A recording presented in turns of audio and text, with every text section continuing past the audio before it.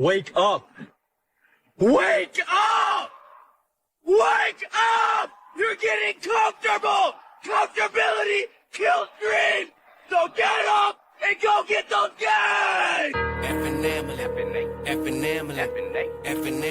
this a effing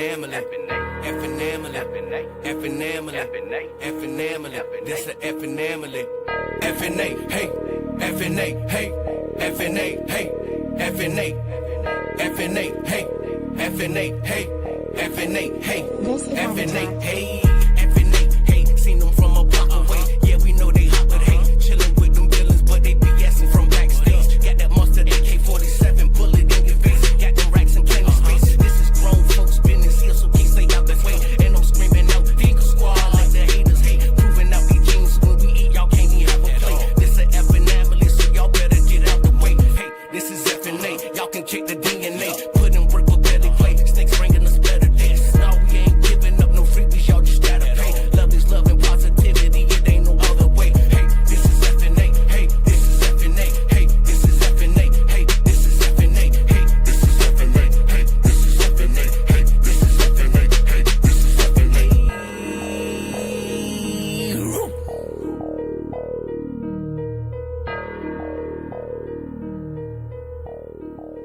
This is Avatar. What up, What up? everybody? Everybody got their learning caps on? Don't Right? need them today.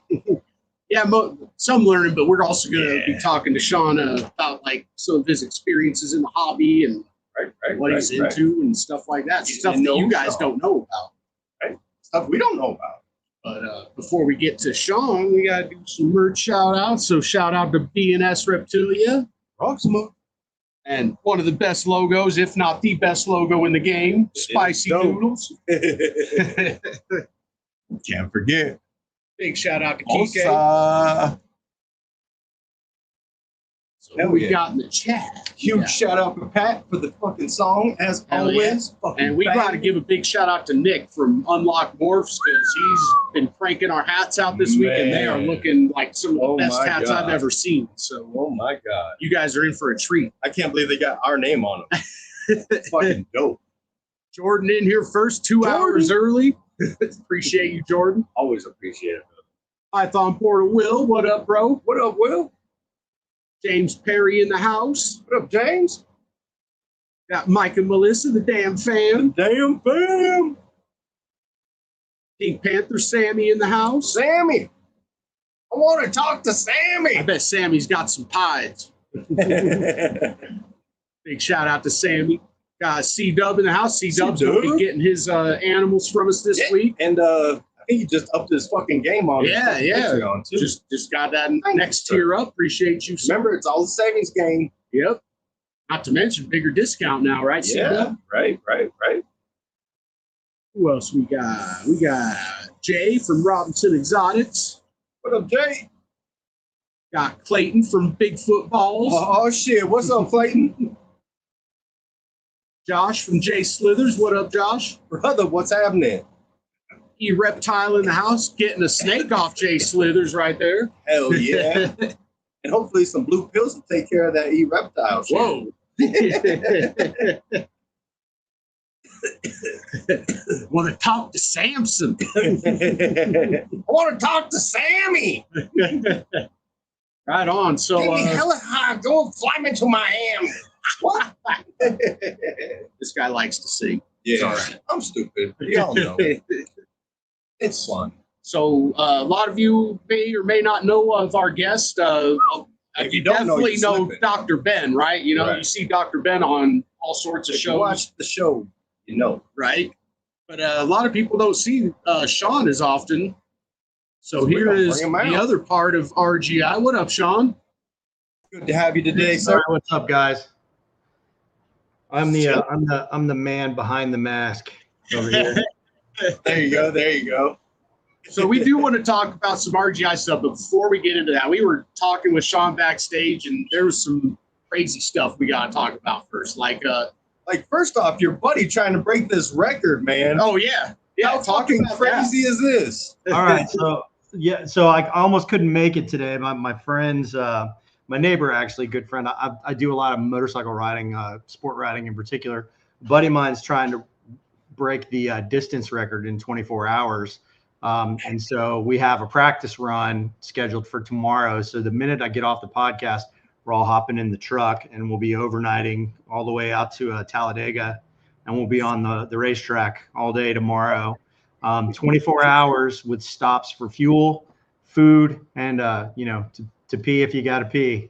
And I don't think he's going to try a full 24 hours, but tomorrow is mostly a stress test on the bike and a stress test on the body. I'm 56. I just turned 56 yesterday.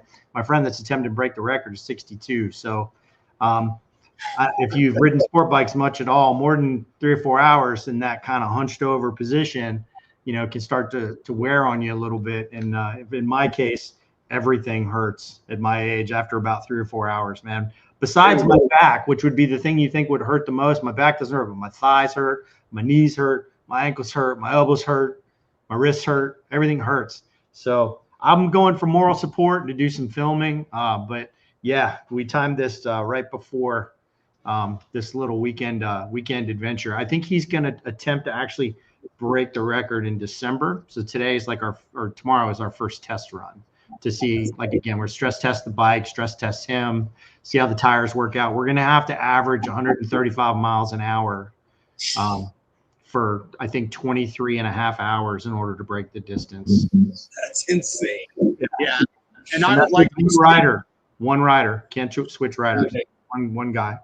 And that there's no brakes at all. Like, he doesn't get to get off the bike at all during that time. Well, yeah, you're gonna have to refuel and stuff. So he'll be able to get off and walk around a second while we're filling the gas tank and stuff. But we've allotted about 30 minutes to do all of that. Take a piss, do whatever you got to do, and the other 23 and a half is balls to the wall, go, go, go, go, go in a big oval track over and over and over again. Oh, my legs are dead just thinking about it. And I would say, even if I could handle it physically, I don't think I could handle it mentally that long. Like, my ADHD would not allow me to do something. You got to have like a PhD in consistency. I know I couldn't do it. And look, I'm not like a big race car fanatic guy, right? I'm just a guy who, I used to race motorcycles a little bit, and I still ride quite a bit today. But my neighbor just happens to be that guy, man. He's always wanting to try something crazy, and I'm always down for crazy. I'm always down for something fun. So. Hell yeah, that's awesome. Well, speaking of crazy, we were also talking with you. You know someone kind of famous because of you breed carpet pythons, right? I wouldn't say kind of famous. I'd say hella motherfucking famous. Right.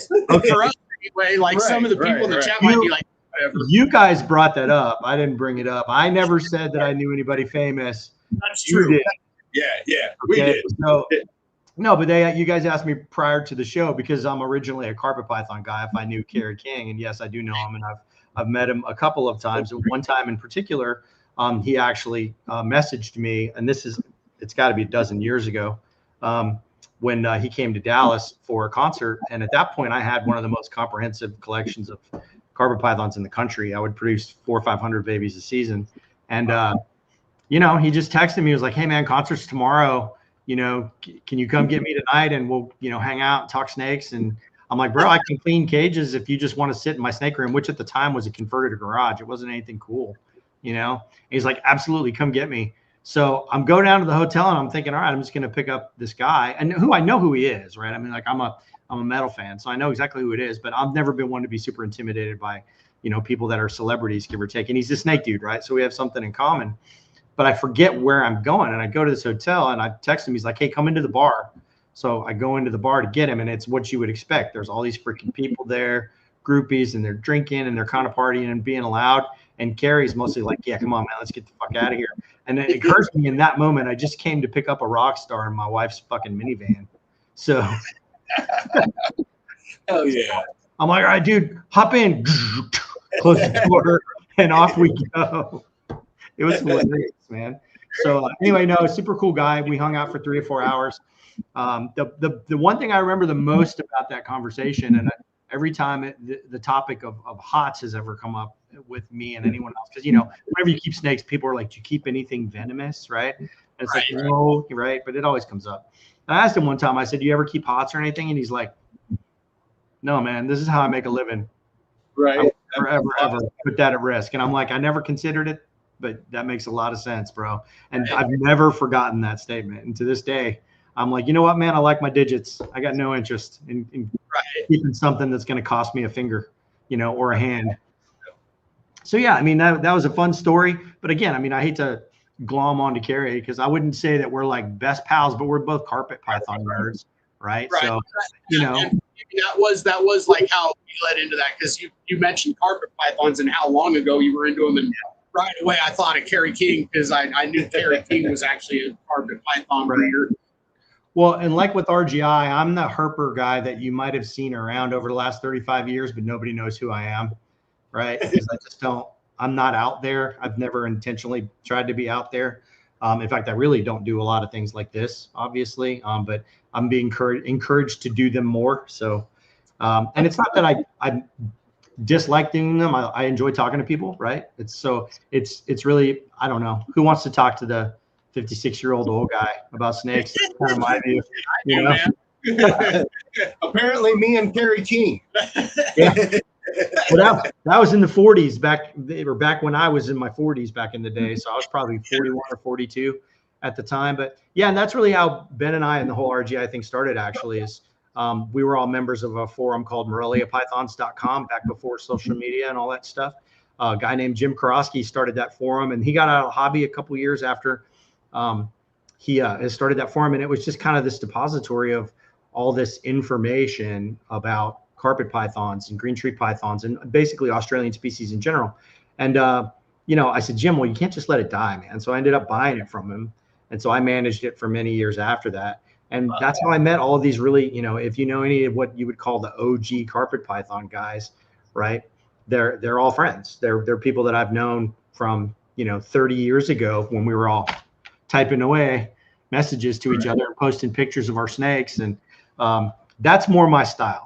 Right. I'm the guy that, not so much the camera, but I'll message you all day. I'll talk and post pictures and do that stuff because, I like doing that. But yeah, man, that's really where it started. I met Ben on that forum. We became friends. And then back in the day, NARBC Tinley, October 2011, back then they had this thing called Carpet Row. And a lot of the OG carpet guys would all get tables. And there's like 15 tables of carpet python at NARBC, right? And Ben and I, it's the first time I actually met him, and we were sitting there working, and I'm like, hey man, how come, because I've worked with fish and birds and other things too. How come I can go get a, genetic test on a freaking bird and it tells me if it's male or female? We can't do that with any reptile species. Right. And he had just gotten his PhD. He's like, man, no one's ever done the work. No one's spent the money and done the time. And, I was already in my early 40s, had a successful business. And I was like, well, what if I put you on the payroll and we just kind of start chipping away at it? That was in 2011 when we started figuring it out. And like 5 years later, we got a general colubrid test that works really well for most species of colubrids, but we still didn't really launch RGI, even though we had a logo, and because it wasn't like, that wasn't enough to form a business around. But then he messaged me, it'll be 4 years ago in October, and said, hey man, I think I've got it. I've got 6 ball python tests. I think we can develop more. And then I just kind of, as the business manager, it was all of a sudden, it was like, oh, okay, it's time to get serious. Oh shit, here we go. So yeah, so that's how it started. And so my love of carpet pythons is actually one of the primary reasons why RGI exists, because I met the correct people at the correct time and had the ability to support financially some investigative work. And, here we are. We started with 6 tests, not including our colubrid tests. And now we've got 72 ball python tests. We have 4 berm tests. We have 6 boa tests. We have 1, probably 2 retic tests by the time our website goes live tomorrow, which is perfect timing, by the way. We didn't plan this, but our website it's not tomorrow, actually. It's Tuesday. I keep thinking today's Monday. Tuesday, when I get back, our new site should be going live. So yeah, man, I mean, we probably have close to 100 tests now. It's pretty awesome in less than 4 years. Yeah, I'm amazed at how quick it's came along. Like I didn't think you guys would have this many tests. It doesn't feel like it's going fast. I can tell you that. I'm like so impatient. So what is it like? Like trying to track these things down? Like, is there any way you can explain it to someone that knows nothing about this shit, or is it like just can't? Is it just something you couldn't really? I mean, I can give you a quick breakdown of how we do it, how we've done it in the past, and then how we're going to be doing it in the future is a little different. And then I can give you some analogies of like why some stuff happens quicker than others. So, you know, what the original thing that kept RGI sort of at bay in the beginning was the cost of sequencing. Doing a ball python full genome, you know, when we started in 2011 was like $500,000. You know, it was a lot. Right. So obviously I wasn't going to write that check.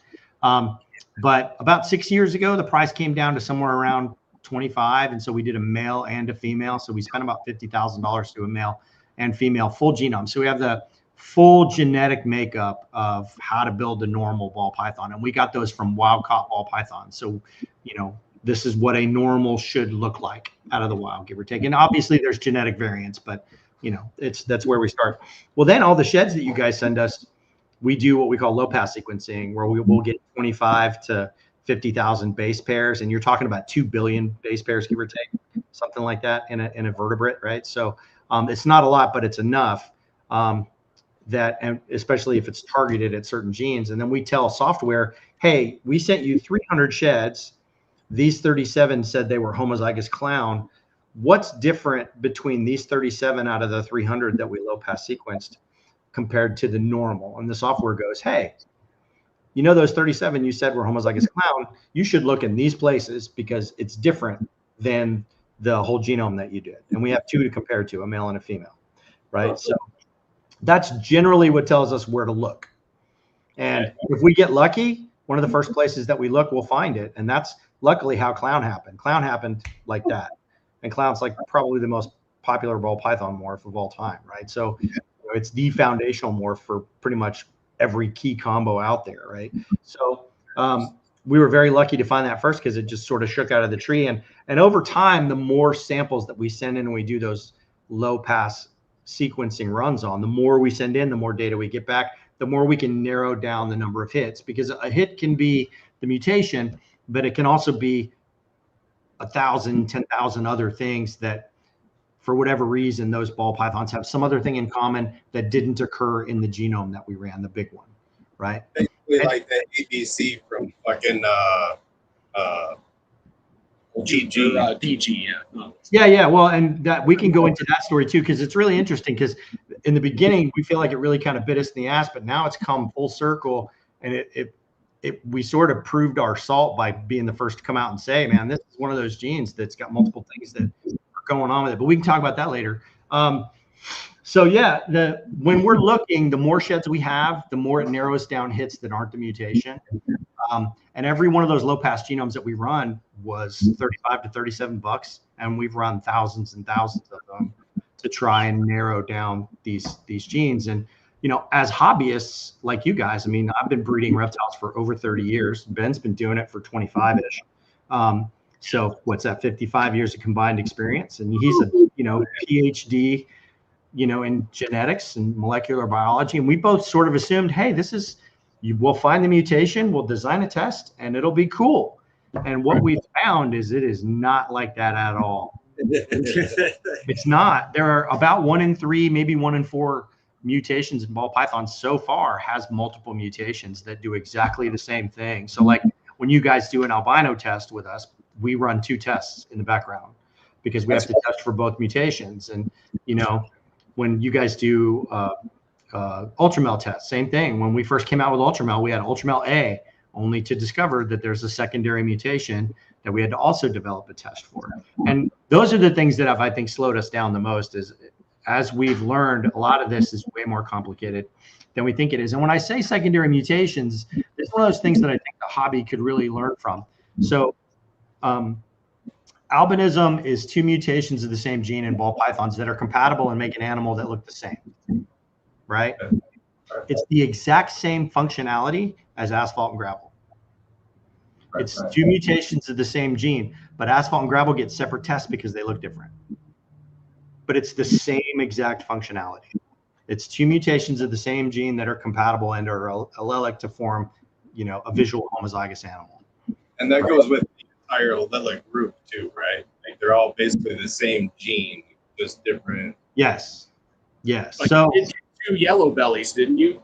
yep, there are 2 forms of yellow belly. We think there are 2 forms of asphalt. RK asphalt does not test for normal asphalt, and no one's been able to figure that one out yet. So we can't get what we know are RK asphalt. We think part of our problem is we're sequencing animals that people are like, I know it's RK asphalt, and we tell the software to look for it, but it's not. That actually slows the process down. Everybody goes, oh, I know it's this, but no. Right. So the data going in is just as important as the data come out. And if the data going in is jacked up, it makes finding it so much harder. Yeah. So the going forward out there, you see people sending the sheds. No, I'm just make sure you get your sheds right. Well, you can't really blame the hobby. Like in the beginning, we thought butter and lesser were the same thing because everybody.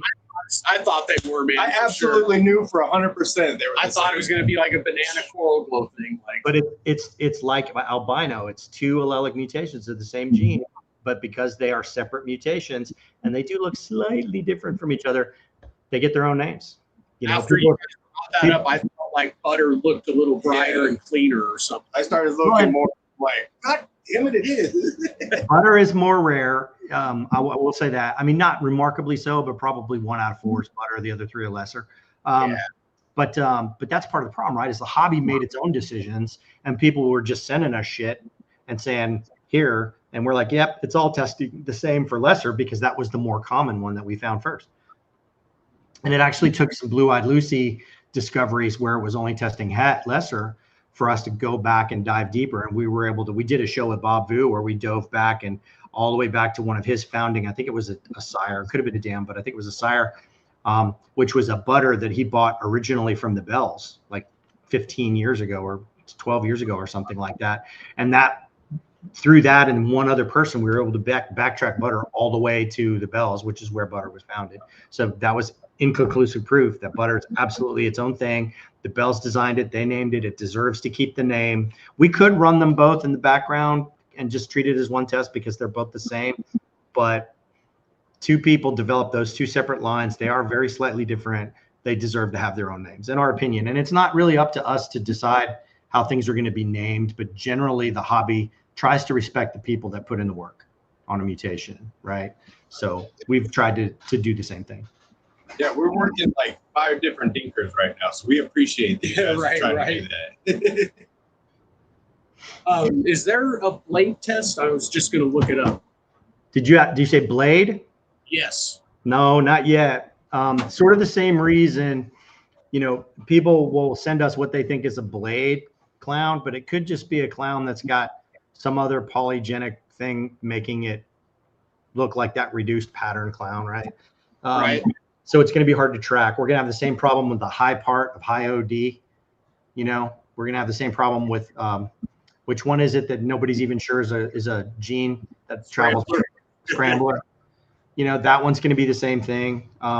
Because our OD test works great for orange dream animals, but it doesn't explain why high ODs look the way they look. It's got to be some other polygenic trait that's affecting it, right? And really, that's what we do. We're basically making polygenic animals.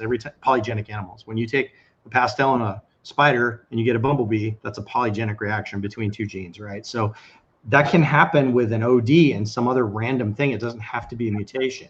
It can just be a particular gene that certain animals carry that causes orange dream animals to pop, or it could be a series of genes, right? That's why any given clutch, you get variability in, how an OD looks. Some of them will look, nah, and some of them are like, holy shit, that's amazing, right? And we used to just call, oh, that's definitely a super, but that's not how genetically really that it works. So, and we've been able to prove that. I mean, we've done easily 3,000 or 4,000 ODs now over the years. So that test has worked out really well for us too. But the high part of OD continues to be elusive because it's sort of the same thing. We rely on people sending us accurately labeled things, and ultimately you're just relying on the hobby to visually make a call with something like that and hope for the best. So it makes it like finding a needle in the haystack, honestly.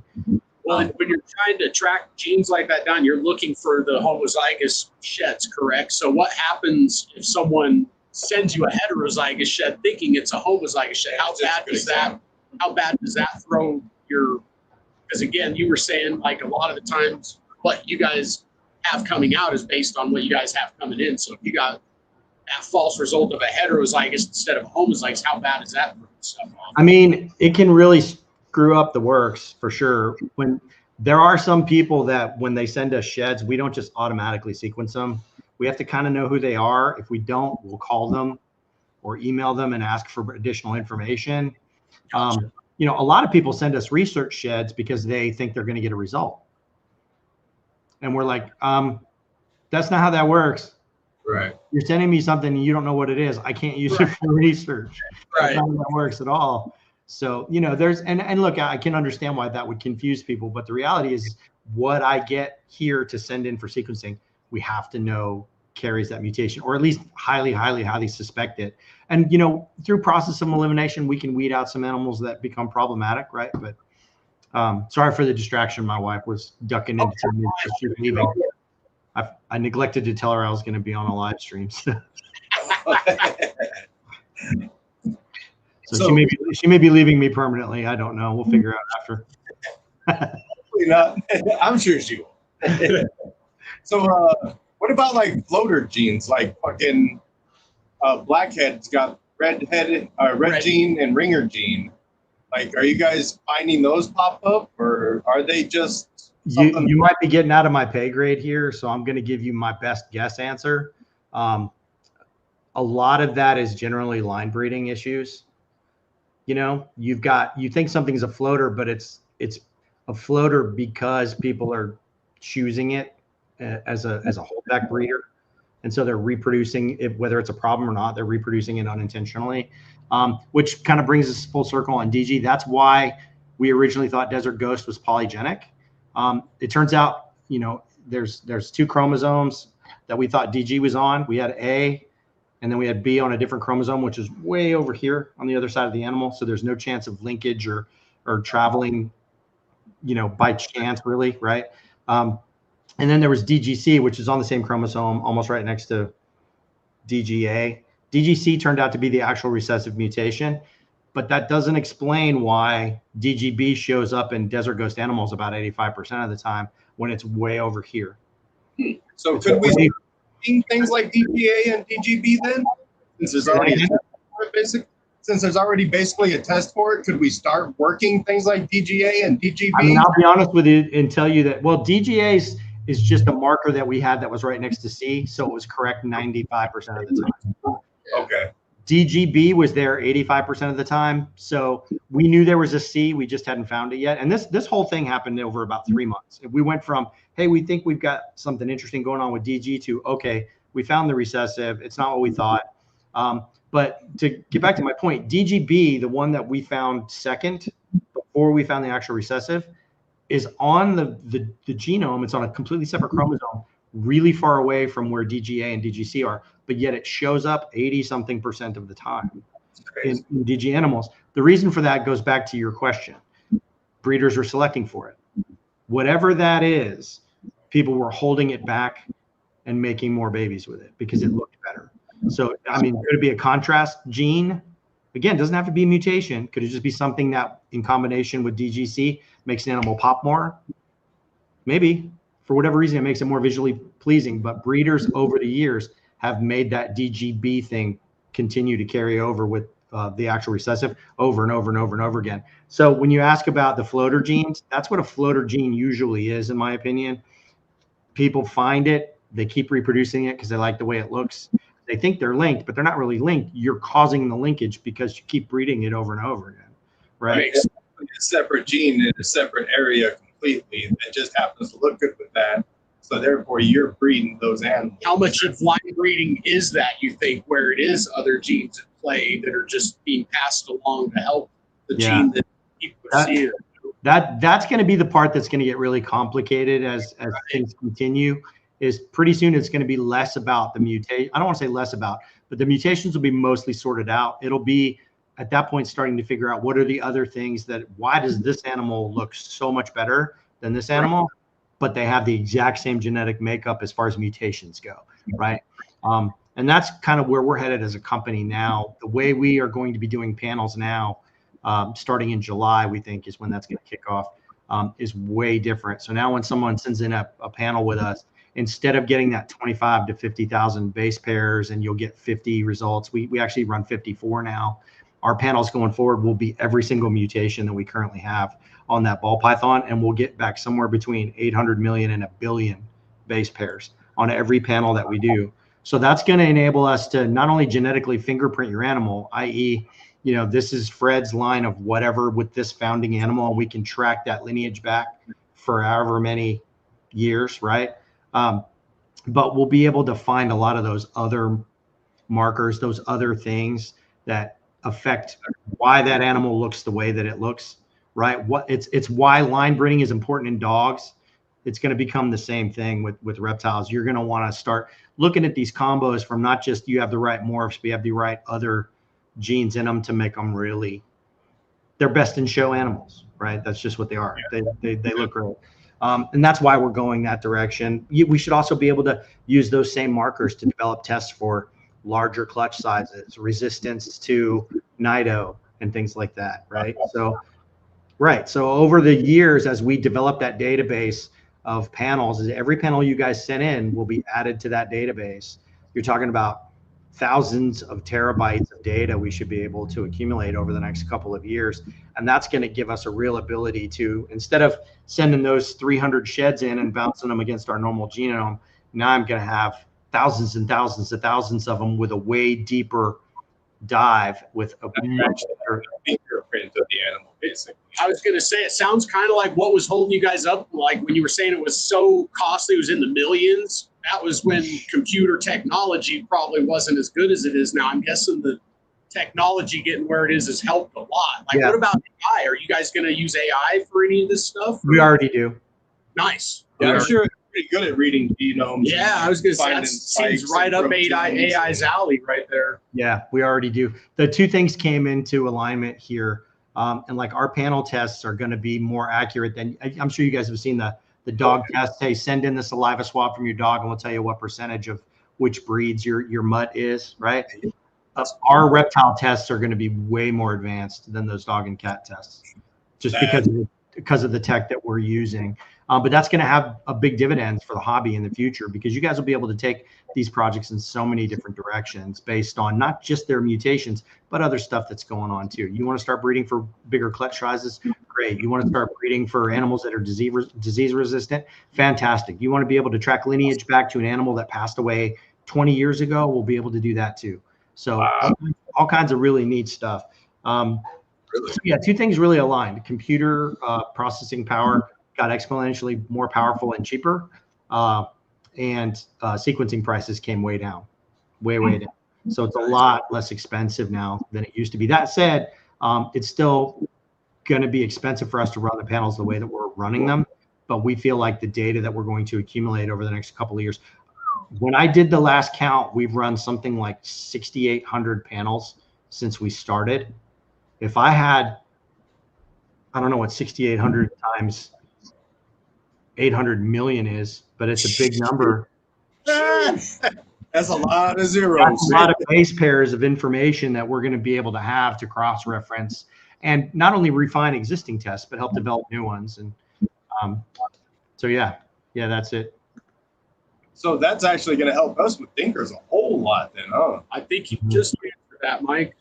That's awesome. He just asked if RGI is using AI to speed things up and how are they implementing it. But yeah, I think you just answered. Yeah, I think they're behind just a little bit from us. So that makes sense. G-Paul asked, will the info on the registry be public or can you keep yours private? I'm not sure. I think you might be talking about when you're able to test for nido and test for that kind of stuff, I think. So with us, you're going to purchase a panel.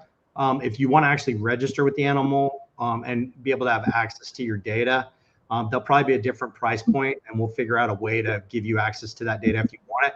But the reality is what are most people going to do with that data? They're probably not going to know what to do with it, even if they had access. So the truth, though, is that we're going to keep all of the data just because we can use it to make better tests for everybody. But it's never going to be public. It'll always be just RGI's informational database that we use to, like I said, refine and develop new tests. I don't know about that, Nick. He's saying, so are we going to have associations and now going to have to pay to have our animals papered? And if you don't, less people will want to buy from. Some people are already wanting their animals tested before they buy them, because they don't want to trust the breeder, like the breeder's identification, But it's like, we don't need a test for leopard. We can see leopard. We don't need a test for certain genes we can see. And no matter what you do, half the room's going to be unhappy. Right. I think the people that would want papers for all that kind of stuff are going to be the ones that are just coming into the hobby that are kind of scared, that are just afraid of being ripped off or taken advantage. So I can sort of answer this question because we did some sort of experimental things. So Babu has been great at the last couple of shows at the Southeast Reptile Expo, and he's let us test market what we call the RSA, the Reptiles, or RAS, I forget what it's called, Reptile Association, and Reptile Breeders Association. I can't even remember what I called it. Good God.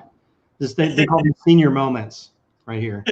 Anyway, I'm learning about we're already kind of seeing that some people want to be able to go, hey, my animal won a blue ribbon for best in show or whatever, and you can backtrack all of the lineage to that animal over time. And like right now, does that mean anything? No, but 10 or 15 years from now, could that mean something? Yeah. The thing that we've discovered with the reptile shows, and I can't really blame people because I'm a reptile breeder as well, is unlike a dog show, right? We have to get people to bring their animals to a table, put them in a box right next to somebody else's animals, and then somebody else's animals, and then you've got 50 or 60 animals in a particular category. There's some biosecurity questions about that we haven't really been able to answer yet. So, I acknowledge that there's probably a little bit of risk there, and we've done a lot of things to try and get around that.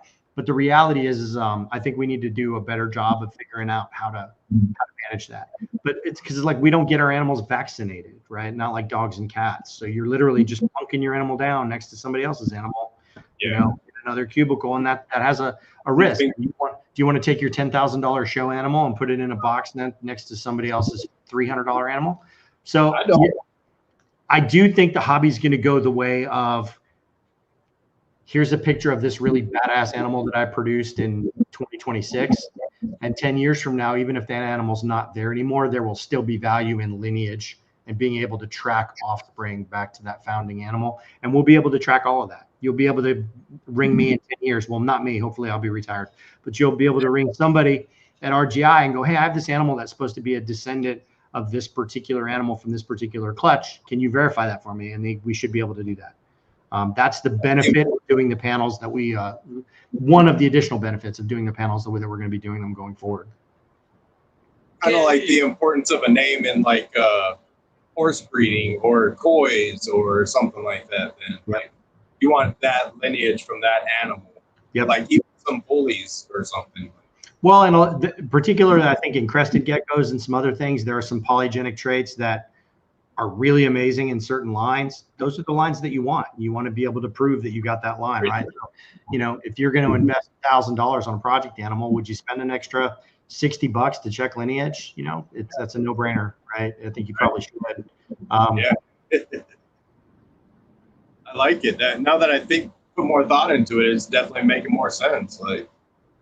Yeah, the next couple of years is going to be a big deal. The industry's changing a lot, and we're moving in a direction that I think is a lot different from other people in the space. We think the most benefit to the hobby is going to be the database of the most amount of base pairs that can be analyzed to refine tests. And, the only way to do that, honestly, is to either spend gobs and gobs of money personally. And when I say gobs, I mean hundreds and hundreds and hundreds of thousands of dollars. Or the way we do it, we offer a panel, you guys pay for the panel. We use some of that money to pay for it to be, not fully sequenced, but we're basically getting half of the full genome of every animal. And we're getting it on all of what we think are the most important genes for color and pattern. So that's awesome. And how do you think the prices are going to go down anymore? Or is it just going to be kind of a thing where, like, I know you guys have added a lot to the morph, the panel, and you haven't increased the price. And now you guys have got it everything panel test too now, right? Yeah, when the new panel comes out, it'll include sex determination. We're probably gonna bump it up $10 to 149, but that'll give you every test we've got. The really cool part though is that once, and this is the message that we really want to send out to everybody, is once we have that fingerprint, there's a really good, like a 90% plus chance that if we find anything new, like say we find mahogany in December, you know, and your animal's mahogany and we couldn't test it then, you just have to send me an email and say, hey, can you run my genome for the new mahogany test? And you don't have to send another check. It's just a software check. Gotcha. At that point. You have to get everything sequenced. So it's, I was going to say, it's not even like you have to hold the person's shed in a baggie somewhere on a shelf. It's like the info's already in the computer. You just go back and It's just waiting resequence for that you to info run, and like see if that it comes stuff. up positive. Right. For you.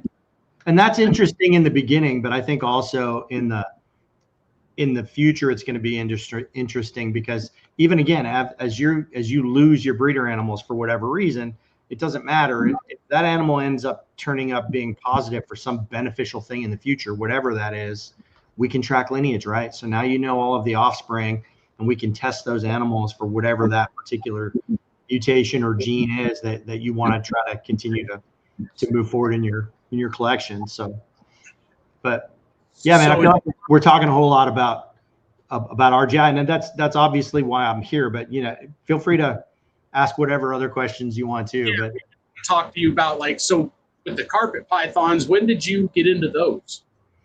I think I bred my first pair of carpet pythons in 1993 or 94. I was in college at Texas Tech at the time. I was a reservist and a Marine.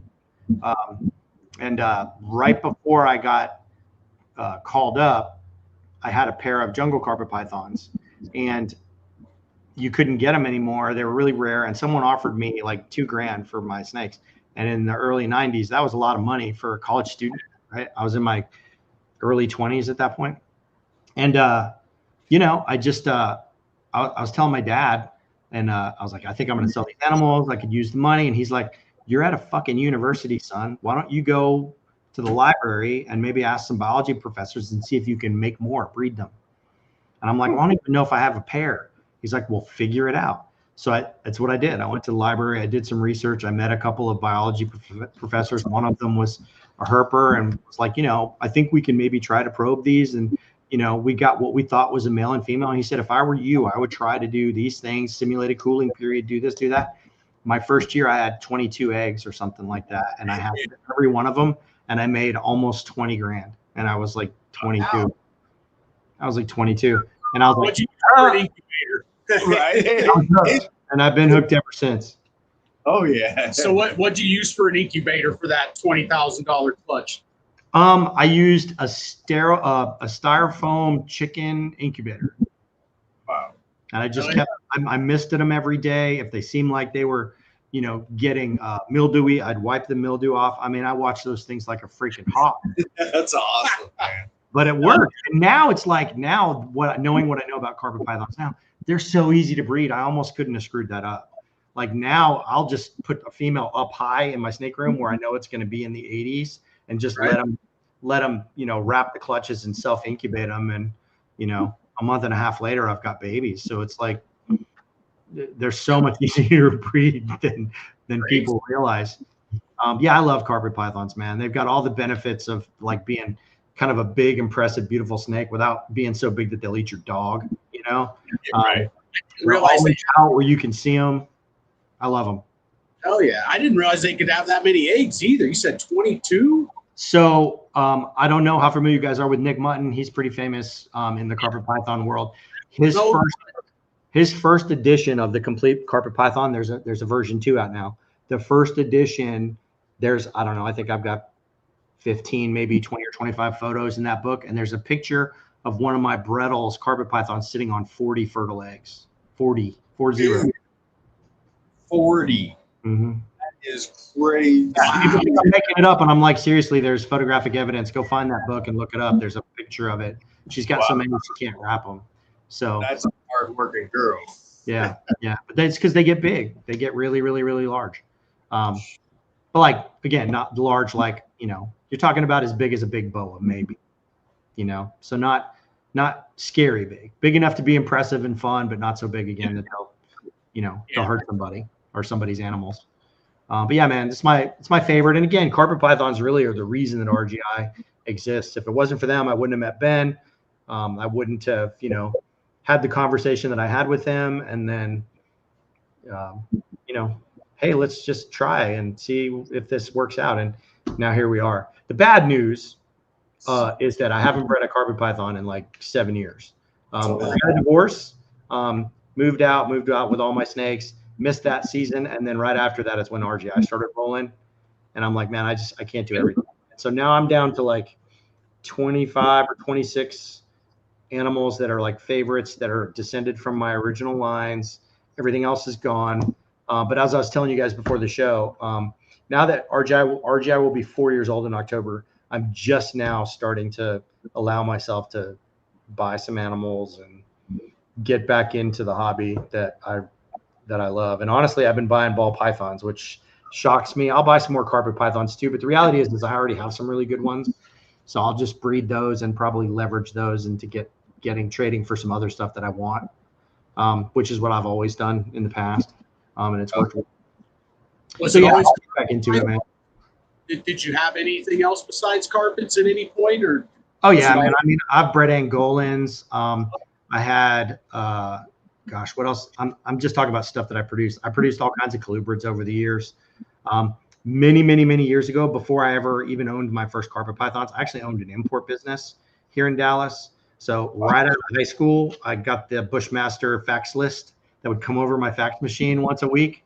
And I would order shit off of there, and it would come in, and I'd keep them in glass aquariums and all this stuff in my bedroom and spare bedroom in my rental place. And I'd load them up in my Ford Probe, and I'd drive all over Texas to pet stores and just be like, hey man, I got a car full of reptiles. You want to buy some? I mean, no shit. I did that.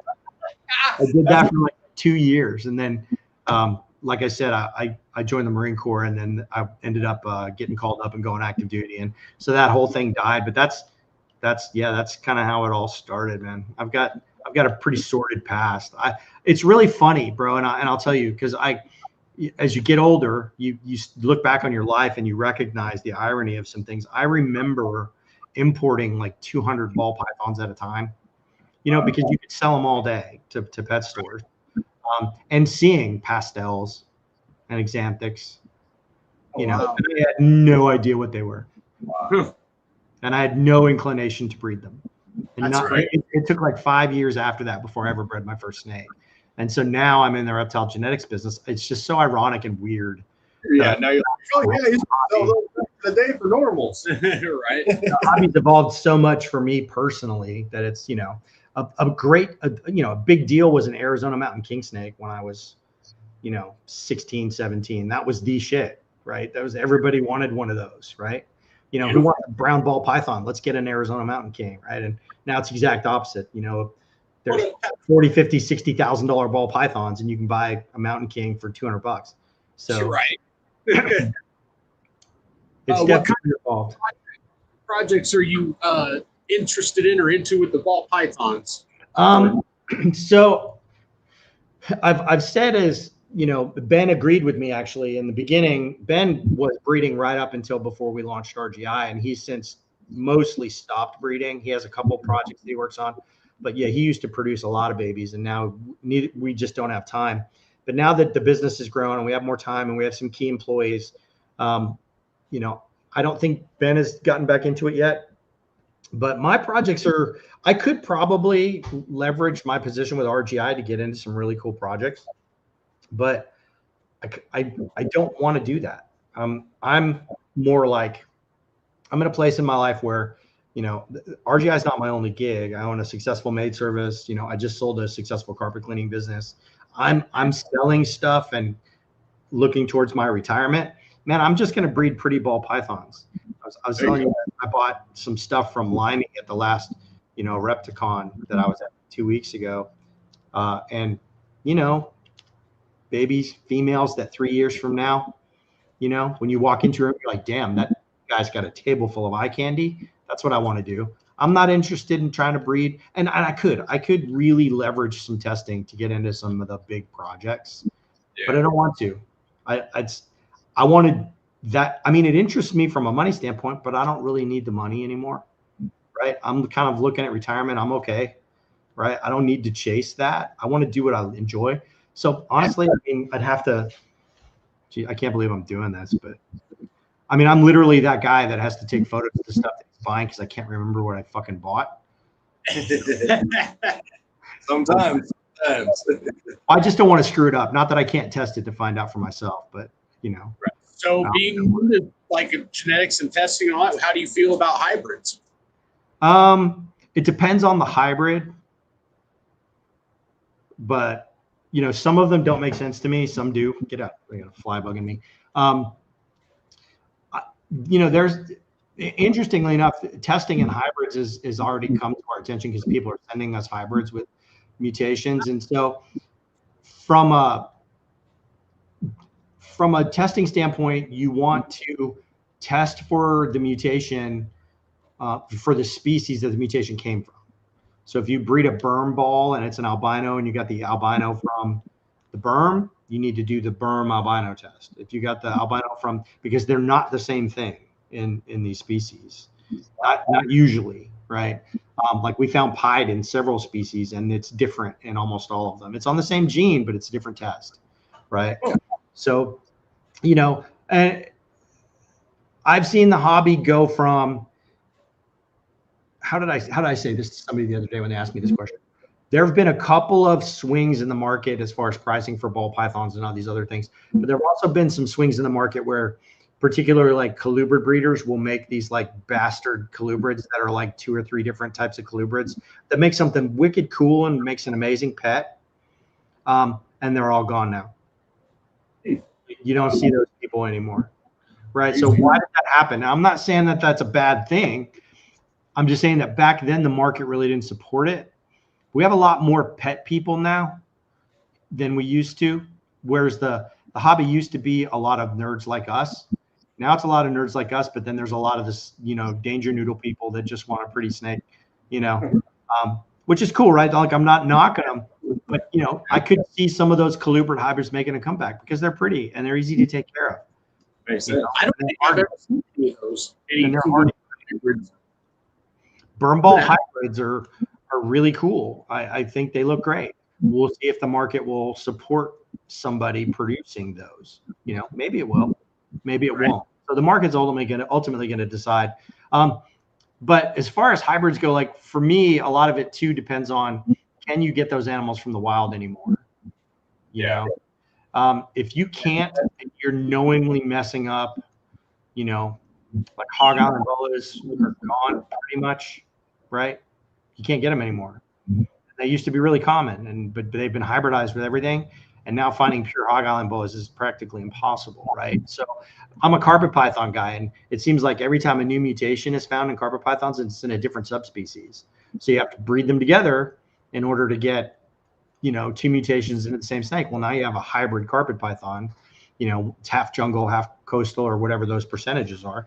Now, genetic testing can help you clarify a little bit of what you're dealing with, but once you open that gate's open, and you know, we can say that an animal generally appears to be 75% this and 25% that, but those tests can evolve over time as we learn more. So you're never really going to get a completely pure animal ever again once you outcross them. So, you know, when it comes to some stuff, I was and probably am still a fan of like crossbreeding carpets. There are so many of them in the hobby, and the vast majority of the ones in the hobby are already sort of bastardized anyway.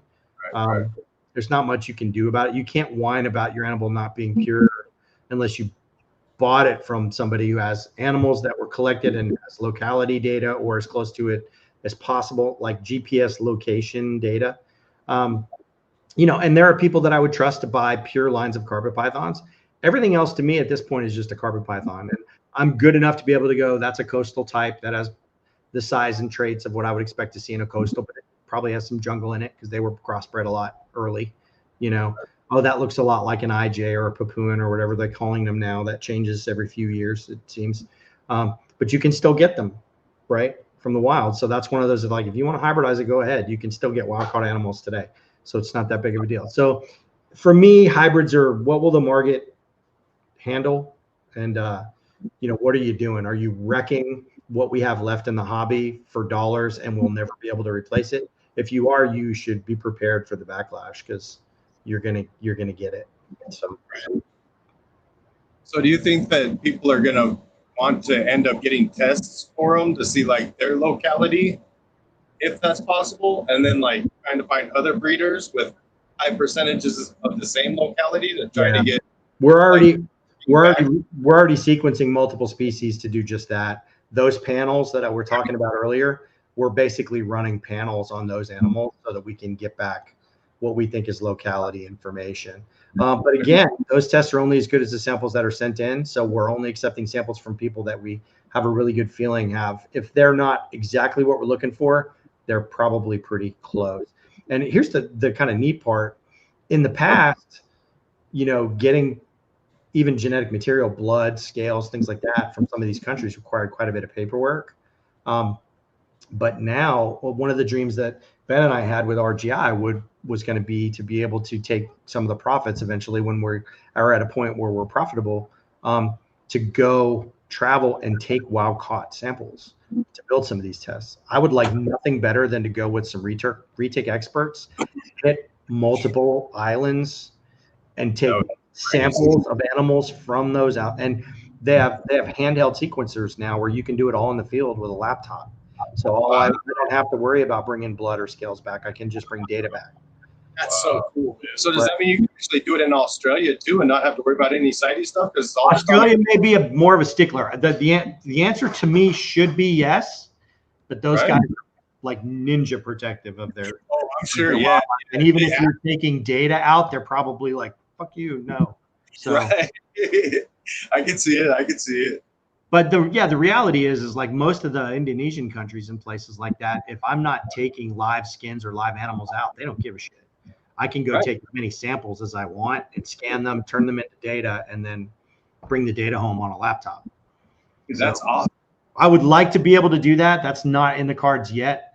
But again, I think RGI is going to get to a point where we have 150 to 200 tests, and I think we have around 100 now, where we're going to sit on our laurels a little bit, allow ourselves to become profitable, because right now it's all reinvested into more test development, and then take some of those profits and go, hey, Ben, do you want to travel to New Guinea and do some wild sampling of green tree pythons or whatever? We can go do that. So that was always the dream, right? Right. So with the Dinker genes that we're working, how hard or expensive or what would be required to try to map one of those out? How many homozygous? And like we've also heard like you want it from different places too. So that's another thing we've been doing with our Dinkers is they're actually at like 4 other people's houses getting work in their collection as well. Yeah, that helps a ton. So like we talked about earlier, I would run them as panels now, but we would we would be looking specifically for whatever you say the markers are for that mutation visually or whatever. Outcrossing is key.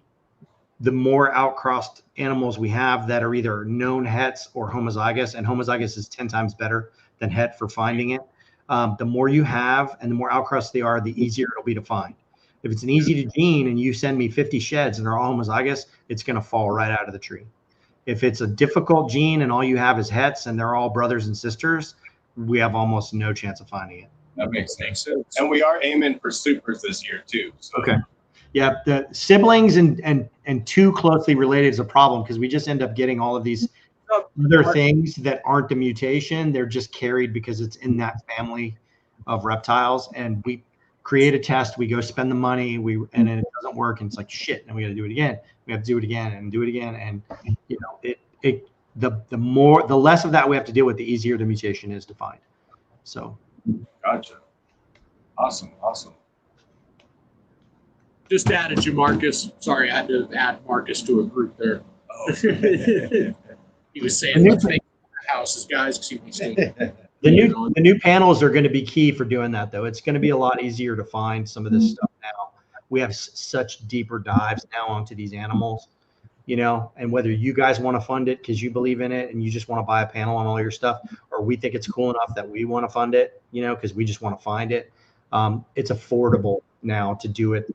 You know, this would have been impossible 3 years ago to be able to do it right now. Yeah, definitely.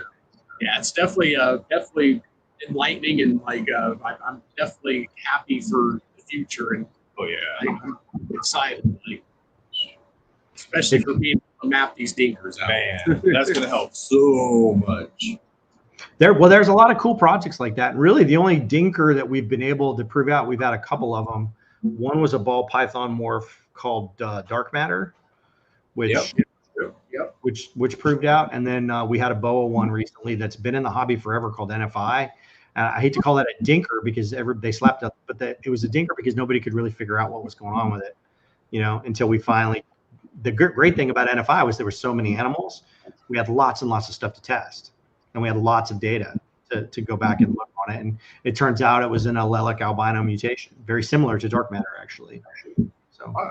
So Dylan's wondering about his Chernobyl project. He's got about 40 animals, 4 to 6 supers from 3 original animals, all outcrossed for the last 9 years. That's perfect. Oh yeah, That's there you go.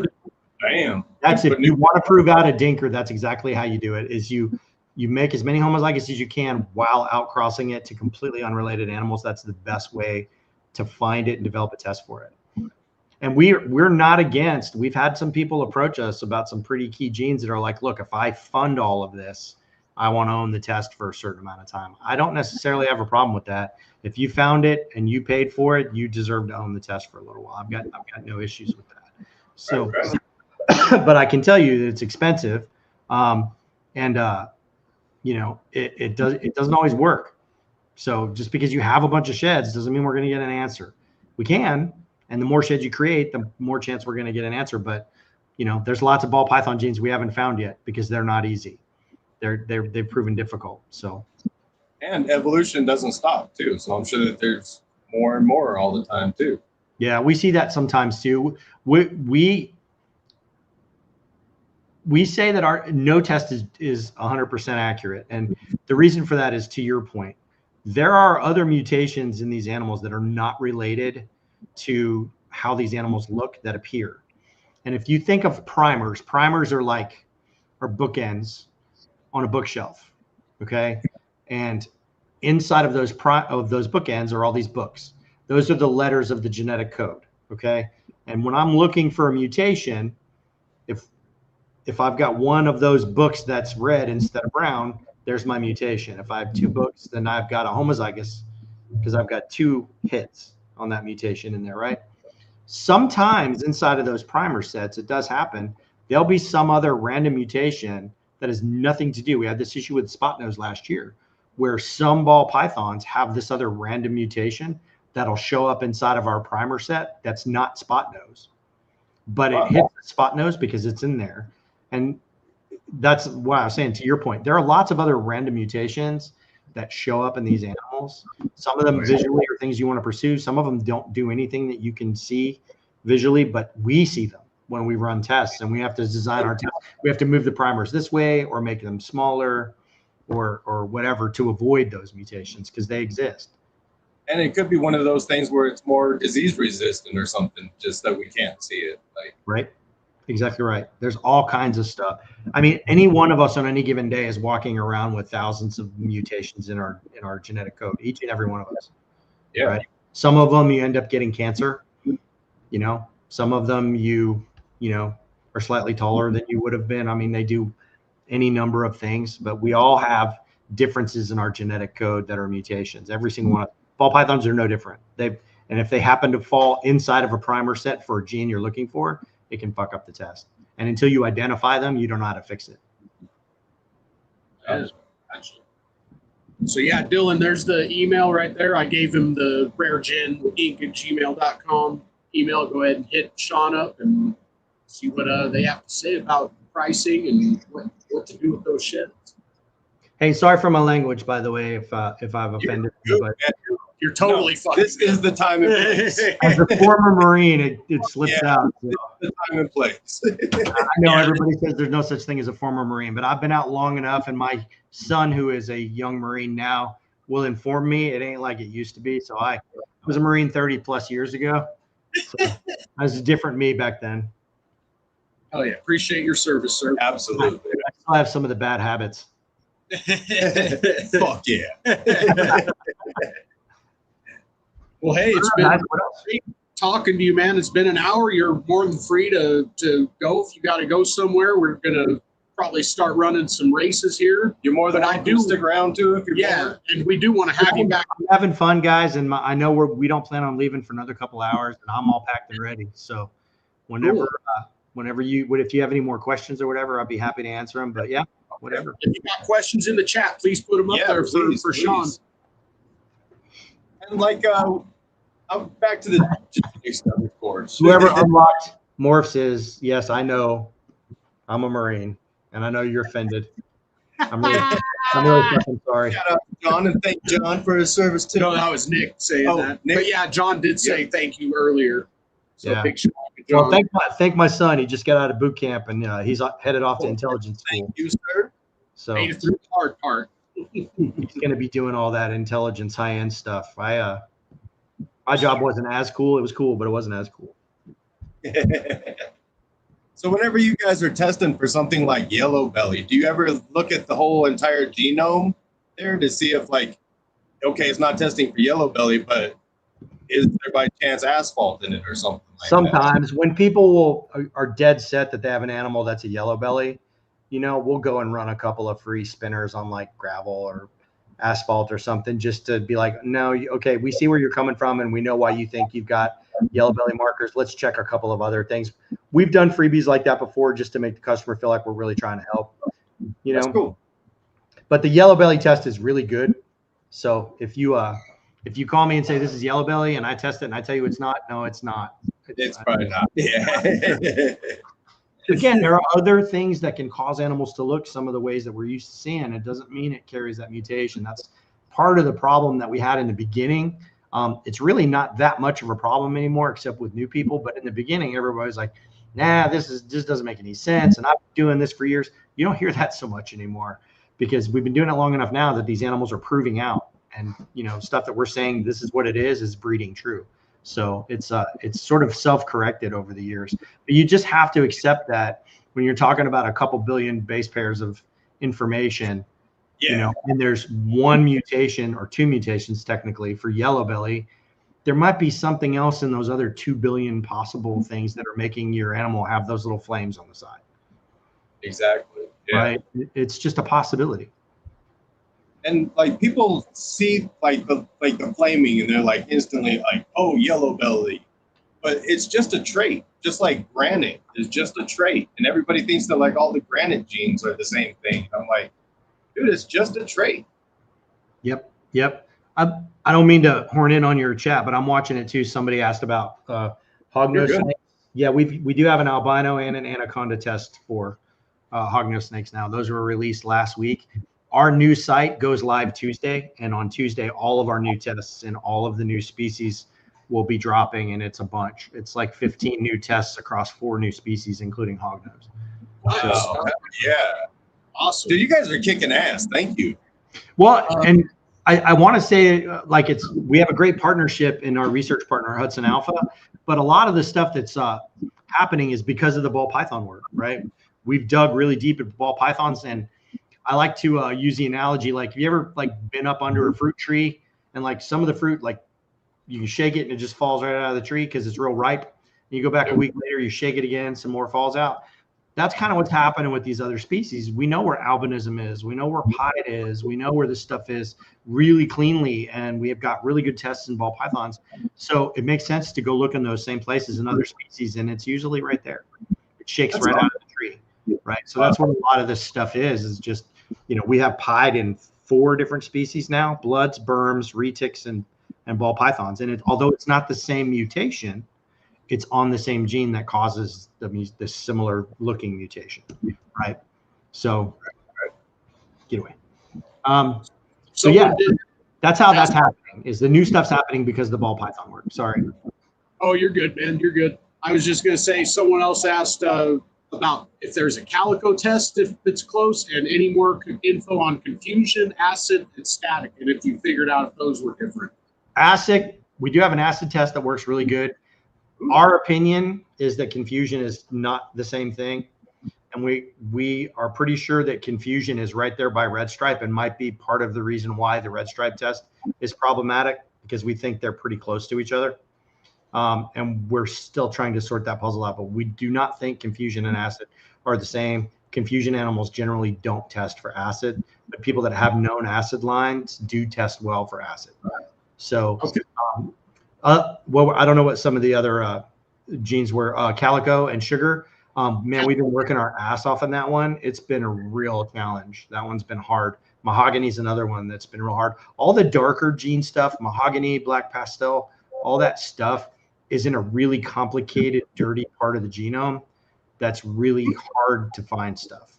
So like black pastel, we have a test that works great if you have that mutation that we're looking for. If you have Barnhart black pastel, we have a test that works great for that. But there are other black pastel lines that are out there that we have not found yet that we know exist. And they're all in that same area, mahogany and blackhead, and they're all in this really dirty cinnamon. And all, like cinnamon is a test for us that we can run, but we have to sequence it because it's such a weird mutation. I can't fast test it in my lab. It has to be sent off with panels. So it's expensive to run a cinnamon test for us, but we do it because we want the hobby to be able to get an answer. But all of those darker genes are just a pain in the ass, truthfully. And if Ben won't use that phrase because he doesn't talk like that, but I will. It's and of course, the whole industry is going towards dark snakes, right? Yeah, right. Exactly right. For now, it's just the trend, and everyone will be back to light snakes. Exactly. Just like high pattern pieds are the trend right now. Everyone's going to want high white pieds in a couple. Everybody wants what they can't have. That's just facts. Some of the needs. Go ahead. Oh, I was just going to say, Dylan, he said, do you need any more sheds for berms? He says he's got every gene available in the States. Yes. So the vast majority of our berm sheds came from Bob Clark. Bob's not that far from me up in Oklahoma City. And I called them up and said, hey, would it be cool if I came up one weekend and, bought some animals, and in trade, you'll let me take a bunch of samples. And I brought home like 200 samples of all that stuff. Right. So, we've got, I'd have to look. I think 4 of the 8 or 9 existing berm tests already sorted. Pied is the first one that's going to be available. Albino is going to be right behind it. I think the other ones were, I don't know, a couple. I think it was a hypoline or something that Ben said was coming next. But can I use more sheds? Yes, but the more rare stuff, right? The stuff you don't see as often anymore. We need that caramel way line, Dylan. Well, oddly enough, like green, there's not a lot of green stuff anymore. We don't have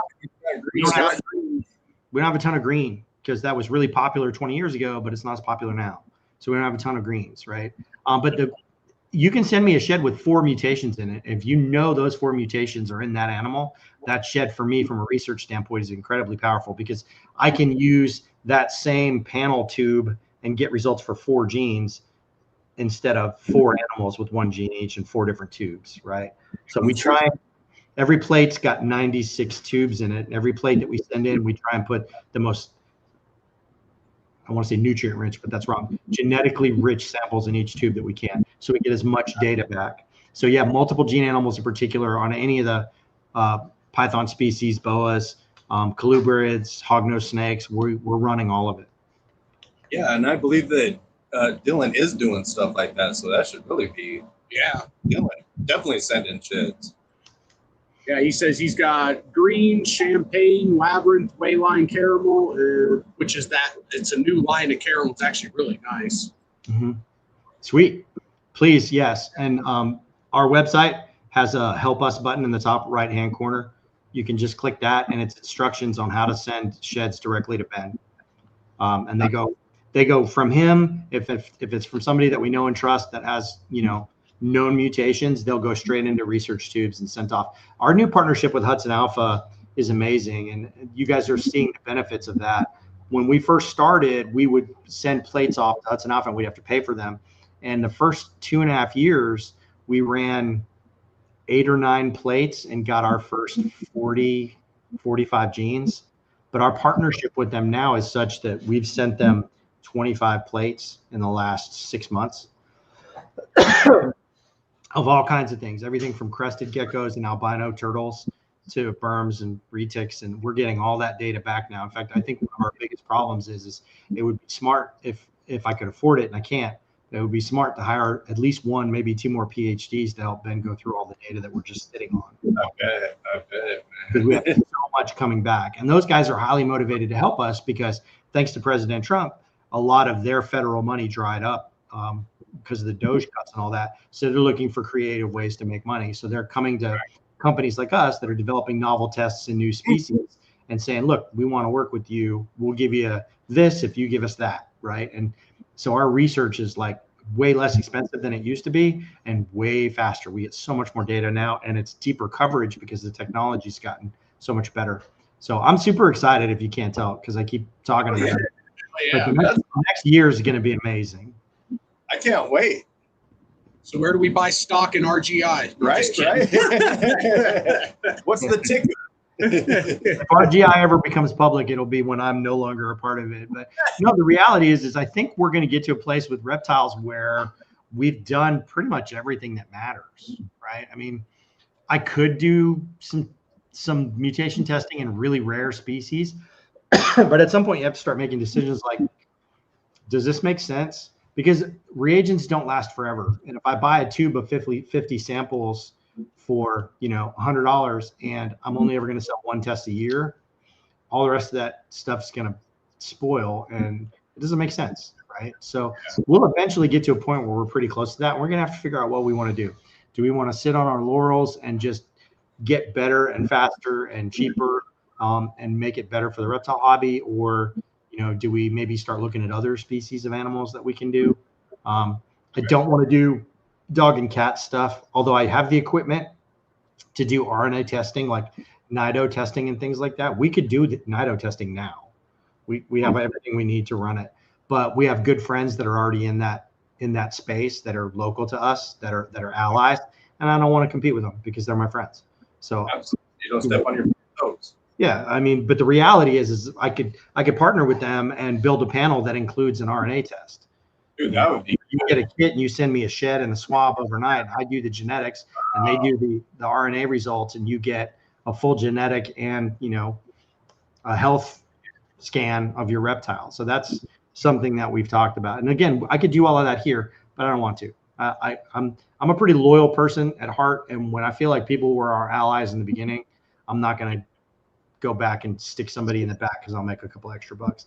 I would, however, be interested in going into other species of animals, not dogs and cats, because I don't want to compete with the guys that have $500 million businesses, right?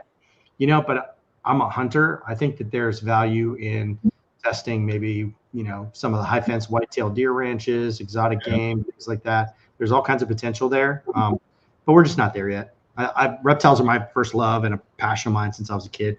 So we're going to do as much as we can for this hobby as we can in the next few years. And then, like I said, I'm out. I'm going to probably retire and breed snakes. And, the caveat will be is how I get free testing for life. That will be the only thing that I get to do. That's too cool. Oh, yeah. JNS, you won the first race. Woo. So we run these little races, and our prize sponsorship doesn't work like everybody else's, or sponsorship doesn't work like everybody else's. We whatever we ask for, like 100, 200 a month, and it all goes back to the viewers.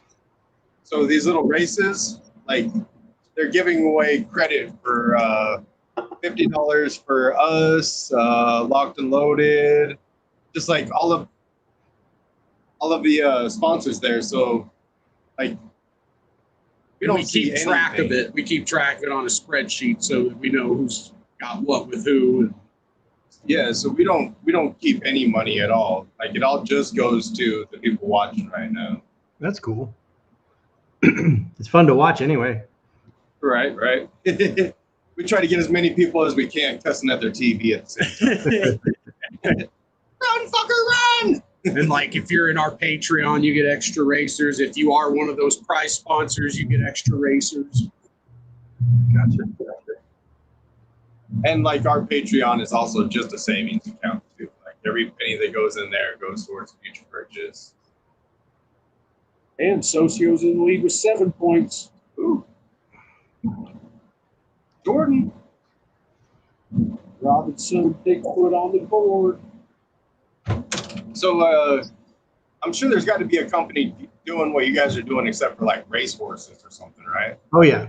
I would imagine billions of dollars in that. Yeah, like there's a huge, cattle, pigs. There's huge markets for genetic testing, and in the food animals and livestock animals like that.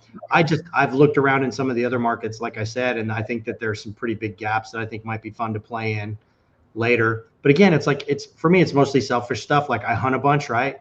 So maybe I can leverage some testing for some cool, hunting opportunities in parts of the country that I maybe couldn't afford otherwise, or things like that. So for me, RGI is a dream that I've had for a long time, but it's also this is the last business I think I'm ever going to own, and when I'm done with this, I'm retired. I'm playing with snakes for a living and traveling around with my wife and going hunting with my maybe grandkids someday. I don't have any yet, but I've got 4 grown children and my wife has 3 other grown children. So sooner or later, we're going to start getting grandbabies here. It's just a matter of time. Right. Dude, this is hilarious. There, fucking Jordan's all, how many bitch your screen when I win races? Because he has so many racers, because he's like a top tier Patreon and he does $200 a month as a prize sponsor. So like almost right after Nick's all, you win so much I have to, Jordan, and like right after Jordan's all, I bet Nick does, like before he saw Nick's comment. Oh shit. And C-Dub, you got first and second on that one, so you got 8 points, so you're in the lead now. And this is the last chocolate bar race. Then we'll transfer the racers over to another race. And from like the hunting point of view, it'd be cool to like, if you got a really good buck one year, go ahead and sequence his stuff. And then in the future, if you get another good buck, you can see like, oh, wonder if like that might be his grandpa or something. Yeah. Well, and from what I can tell right now, the genetic markers in deer and things like that, the guys are paying good money to get, 25 or 30 markers that show, disease resistance or relationship to a particular sire or whatever. And like I mentioned to you guys earlier, our panels for snakes will be able to do the same thing for just about any other, and I'll be able to give them tens of thousands of markers. So it's a whole different level of, it's just different. It's a whole different brand new technology that we're bringing to the forefront for reptiles. And, at some point I may have to just decide if I want to actively start marketing some of those other, I just don't. Right now I just want to focus on reptiles. And, part of this, I don't think I'm a lazy person, but I do want to finish what I started, and I want to get to kind of a target number with reptiles before I do anything else. Right. So could you do the same thing with tarantulas then too? Yeah. And like all the other spiders? Because spiders are big too. Yeah. Yeah, I've had multiple spider people come to me and ask us if we can help them develop sex determination tests. That's cool. Using the shed skins, I guess, when they first shed when they're babies, they could mail those in and we can tell them if it's a male or a female. The reality is I don't know how financially feasible that would be if you're talking about a $20 spider and I got to charge you $35 to do a sex determination, if it makes sense. There's $20 bottle pythons too. Right. And again, it's the danger noodle people. Sometimes they don't care. They just want to know. Yep. They'll spend the $35 because they want to know if it's a male or a female. Tired of asking people, so what do you think's in my fancy ball python? Yeah. Fancy from Petco. I get those emails every day. Oh, I'm sure. Petco, do you know what this is? You've just got an automated response, I'm sure. I could guess, but I'm not going to. Right. then all of a sudden I'm the expert. So if I'm wrong, you're going to try to trash me. No, it's not even worth it. That's the risk right there. It's like I could guess, but then if I'm wrong, they'll be like, those guys don't know what they're talking about. Well, you didn't pay to get it tested, bro. You just asked me, and I'm a carpet python guy, so Right. I gave you my best guess. Might as well ask some random person on the street. No, I mean, I know ball pythons generally what they look like, but when you got 5 mutations in an animal, I'm not the guy who's going to be able to tell you what's making that happen. That's just not me. I'm not that dude. So, and like if we go back to like line breeding, like sometimes lions don't act the way they're supposed to all the time with all the interactions and stuff. Like if you're breeding for something that is more orange, yep, then your stuff is going to look more orange than a normal one, Right. The cool thing about it though is with the new panels across 3 or 4 years, if you've run 100 panels with us, which sounds like a lot, we should be able to give you a report that says, look, these animals have these markers in common that you told me were high orange, right? Mm. You can at least start breeding towards those markers to continue to make high orange animals, whether it's a mutation or not. We should still be able to do that. So that's all coming. It's all based off panels. If the customers want a fast result, you can get a yellow belly test or a mandarin test or whatever, and we'll run it here in the lab, and they'll get a result in a day or 2. But if you want like a deep dive on your animal, that even after the animal dies, you'll have access to that data forever, the panels are the way to go with us in the future. We just think that's where everything is headed, and we're building the database now. I definitely want to panel test a whole bunch of our stuff. We're going to have some money, though. Yeah. That's really what the fast test is for, is you got a whole bunch of POS sets. You just need to know what is and what isn't and knock it out. So what are you keeping? What are you selling? What's a potential breeder, what's not, that sort of thing. Will you trade for graphic design work? He does good work. I don't know if you guys have checked our YouTube channel ever, but we have a social media manager. It's Kayla, and she does all that stuff for us now. So there you go. If you would be willing to do some side work with her, then we could talk, but you'd have to talk to Kayla about that, not for me. I mean, technically I'm Kayla's boss, but if I start doing stuff outside of her, that's really her job. I'm going to hear about it from her. And she seems really sweet and stuff on the YouTube channel, but in real life, you don't want to get on her bad side. Nice. That's right. So make sure you open up the conversation with something about Mr. Lemon Bars. That's right. That's right. She's all sweet until you make fun of, Mr. Lemon Bars, and then it's not good. Hey man, Mr. Lemon Bars is dope. Nah, she's kind of a secret weapon. She's really good with our social media stuff. She posted something about one of her black rat snakes. I can't remember which one. It's had over 2 million views now. It's amazing. Wow. Yeah. And it's like it's her rat snake trying to eat her finger. For whatever reason, everybody thinks it's super cute because the rat snake just looks like he's very confused, right? So right. It's been viewed a couple million times. So she's kind of a secret weapon in that regard. She's really good at what she does. She's great at pulling the shows together and doing all of the edits. She's good at the graphic design work. And like our logo, everybody really likes our logo. I crowdsourced that like 8 years ago. I went to a website and said, here's $300, the best design wins, go. And I got like 500 submissions. So that used to be pretty popular. I remember that. Yep. Right. Yeah. All of my tattoos, I get them crowdsourced. Same thing. Nice. Oh, yeah.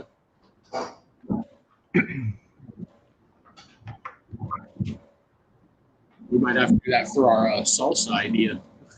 Oh, right. So I do want to mention, I've talked about it briefly. Our new website launches on Tuesday, barring anything. If it doesn't launch Tuesday, it'll be Wednesday or Thursday, but it should be Tuesday. Every new test that we have available will be there and only there. We're not putting it anywhere else. We're not putting it on Morph Market or any other place like that for now. And I don't know if any of you guys know who Dennis McNamara is. You guys know Dennis? Oh, yeah. Dennis is one of those OG. Yep. Dennis is one of those OG carpet python friends from back in the Morelia python carpet days. His wife's been battling cancer, I guess, a cancer diagnosis. So the entire first week that our website is open, every dollar in sales is going to be a donation to those guys. That's awesome. Not every profitable dollar, every dollar that we sell is going to be a direct donation to Dennis and his family to help them pay the bills, man. Like apparently the prognosis is great, but having been through some of that stuff in my own clan, it's expensive. And we're going to help with that. So when the new site comes out, if you guys need any testing at all, you really be helping out one of the OGs in the hobby and like one of the nicest guys in the hobby and his wife. You know, he's got pretty young kids still and is a solid dude. And kind of our payback to him just being a good friend for the last 30 plus years is the entire first week, every test we sell, every dollar is going to go to him and his family. So definitely try to get. So everybody send in your test this week. Well, and this is the first time we've talked about it with you guys. We weren't going to say anything until Tuesday, so technically you guys know 2 days early. And you guys, they have to go to the RGI website. It can't be through Morph Market. Morph Market. It's got to be our site directly. And that's not to say that Morph Market is bad. Like Darian's a friend, and he's part of the reason that we're doing this. Darian, for all of his flaws when he first came in, when he took over Morph Market, has proven to us more than just about anybody that he's very, very loyal to the reptile hobby. The Morph Market shipping has saved $6 million or something like that for all of us as hobbyists. I've seen him personally donate thousands and thousands of dollars from Morph Market to other guys in the hobby that are struggling either from fires or storms or whatever else. And you know, Ben and I have been talking about what do we want to do to kind of give back. My other companies, my maid service does some stuff, and you know, we haven't been able to pick anybody. And then we read about Dennis a couple weeks ago and we talked about it, and like he's just one of our oldest, longest running friends. Immediate no-brainer. So kudos to Morph Market for what they do, because they're kind of inspiring us also. But then we're you got to order through us directly so that those funds will go straight to Dennis and his clan. That is too cool. Thank you guys for that, and thank you Morph Market for all that you're doing. Because like you're definitely saving us, that's for sure. Dylan wants to know. He says, "Random question: is there a time limit on ordered tests? He ordered a full panel 6 months ago, but he hasn't used it yet, and he's finally ready to." Okay. Tests never expire. I get stuff from 2 years ago still. Well, and like you were saying, you keep the tests in the computer, right? So if we have to, like, if at least with the 50 morph panel, so that when you add to it, we can just go back and say. Well, not yet. The new panels start in July.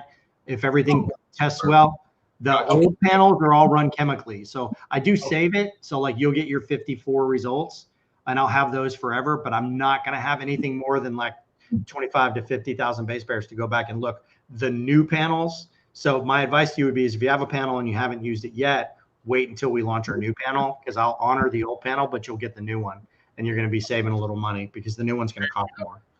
Oh, yeah. We're not going to go back and run the old panels the old way. That doesn't make sense. We're just going to throw them on the new way, which is a lot more expensive for us, by the way. So, but it's worth it. I think, like I said, I think our count was 65 or 6,800 panels that we've run today. If I had all of the data that I'm going to be able to have going forward, we would be so much further along than we are, because we'd have so much of a deeper dive to be able to find the answers to all of these questions that we're constantly looking to answer. Yeah. I didn't even think about it from that perspective, but yeah, that's just a whole bunch of research that isn't there anymore. That'll be really good with the new testing. Are those Godzillas and King Kongs? And yeah, it's a monster race. Is that Mothra? That looks like Mothra. What is that? I don't know. Yeah, there's all kinds. It's got like the War of the Worlds thing in there too. There's the Stay Puft Marshmallow Man. The Stay Puft guy can't win. That's not okay. All right. Not okay. Godzilla always has to win. Always. I used to watch Creature double feature Saturday mornings with my old man, and it was always like Godzilla movies. So Godzilla's my favorite. Yeah, I remember my dad setting the alarm for like 2 or 3 in the morning sometimes to watch like Godzilla movies and shit. Like, they are dope, man. Did you guys watch the Japanese one that came out a year or 2 ago? I haven't seen it yet. Dude, I forget what it's called now. Godzilla like -0 or something. You guys in the chat help me out because I don't want to do a Google search while I'm. But it's like it's Godzilla -0 or something like that. Dude, it is so good. The whole thing's in Japanese, so you have to read the subtitles. But it's like it's -1. Thank you, Socio Serpents, Jordan. Thank you, Jordan. That movie is badass. It's old school Godzilla movie, but with like some modern technology. It's great. Damn, that sounds kick-ass.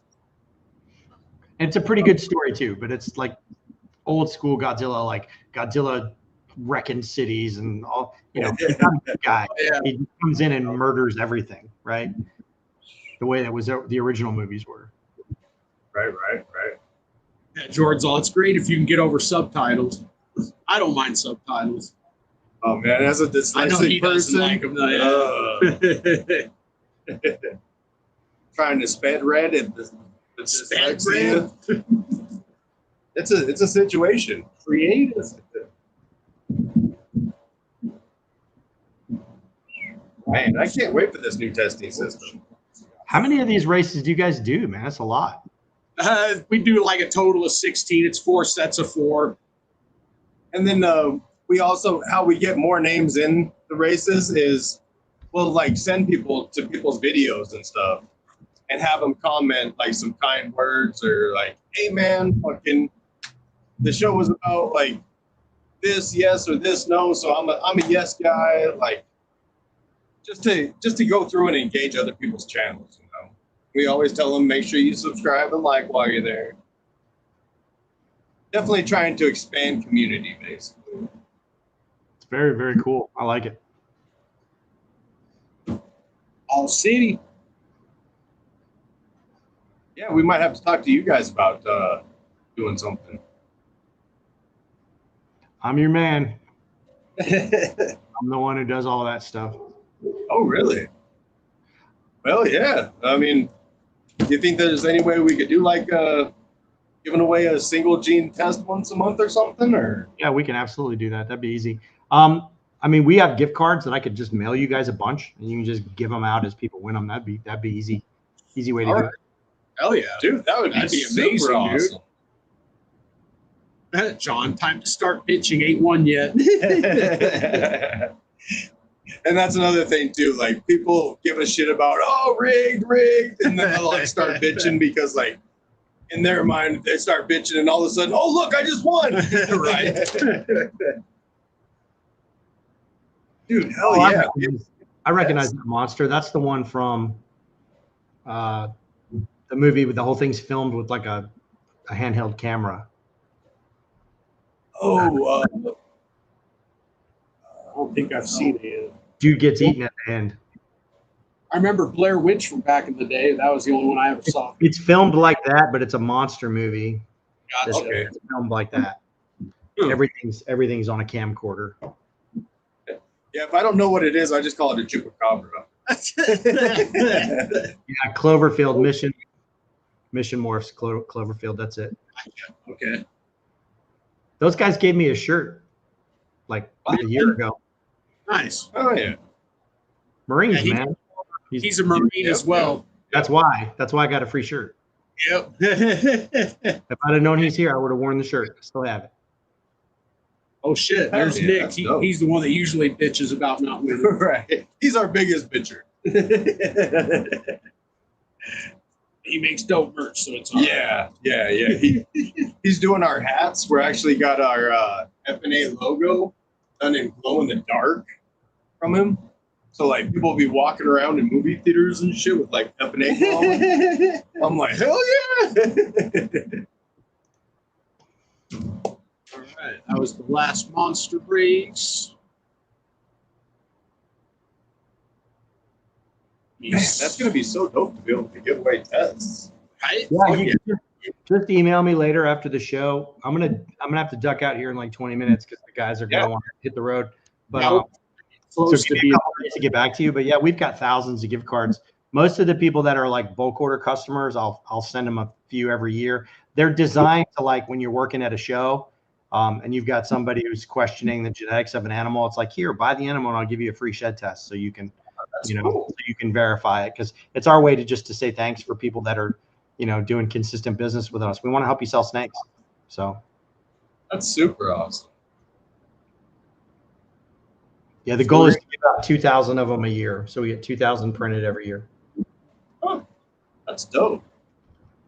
That's a really good idea too, because like all of a sudden they get a test for one and they're like, oh, that was it, quick and easy. Like I might pick up this animal and do the same thing now.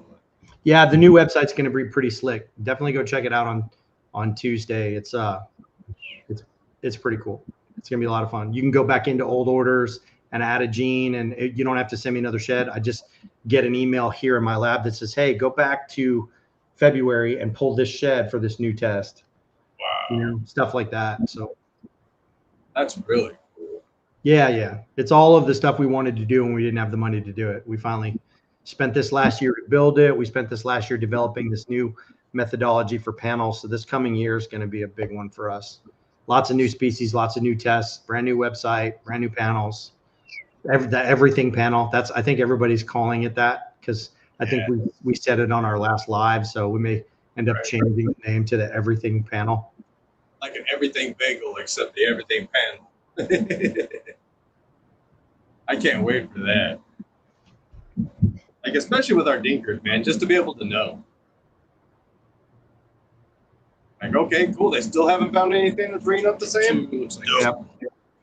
Well, even if you were working a dinker and you don't get it to work out, if you run panels on those animals and then you get out of the hobby, whoever bought those animals from you will still be able to access that data as they continue to work that process. Once we have it, we've got it forever. So we're not going to get rid of any of it. In fact, one of the bigger concerns that I have as the kind of business manager is it's eventually going to get kind of expensive to store all that data. So we're going to have to figure out a good way to condense it without ruining it. Gotcha. Yeah, definitely. Because that's going to be so much. Yeah. I guess like 20 years down the road, like how many people are going to panel test in 20 years? That's what I mean. If I've got 20,000 panels at that point, that's a lot of data. Facts. Yeah, there's so much behind the scenes stuff like we don't think about it as the consumer. Well, it's like Morph Market was getting some flack recently because they changed like the way they're storing pictures and stuff, because it's not free. You have to pay to store that, and images in particular are expensive. And we're going to be doing the same thing on our website, right? If you purchase a test, you can also upload photos of the animal and all of that and be able to track it on our website. That's all money. I've got to pay to store that somewhere. So in the beginning, it'll be free, but at some point there will be like hey, do you still want to save these images on this animal, or does it not matter? No, it doesn't matter. Cool. And we can delete it and save, you know what I mean? So we're gonna have to do some stuff to because we don't want to have a monthly subscription. That's not what we're about, but we do need people to recognize that storing data is not free, and we're limiting the photos to 3 on our website, just because I mean some of you guys will post freaking 30 photos of your animals. So takes up space, man. It's just like paying for cloud storage on your phone or whatever, or a new memory card because you ran out of space. Like, yeah. Hey, Red Cloud had a good question. Yes, that's in phase 2 and phase 3 of the website. As new genes are developed, panel customers will get automated emails that basically say, hey, we found mahogany, do you want to spend $10 and we'll do a software check for you? And you can click yes, and then you don't have to do anything else, and you'll just get a result. Hell yeah, that'll be quick and easy. If you suspect mahogany. So yes, if that's the thing, right? Is like the panels are expensive. They're going to be like $149. You'll get all the known genes plus the sex.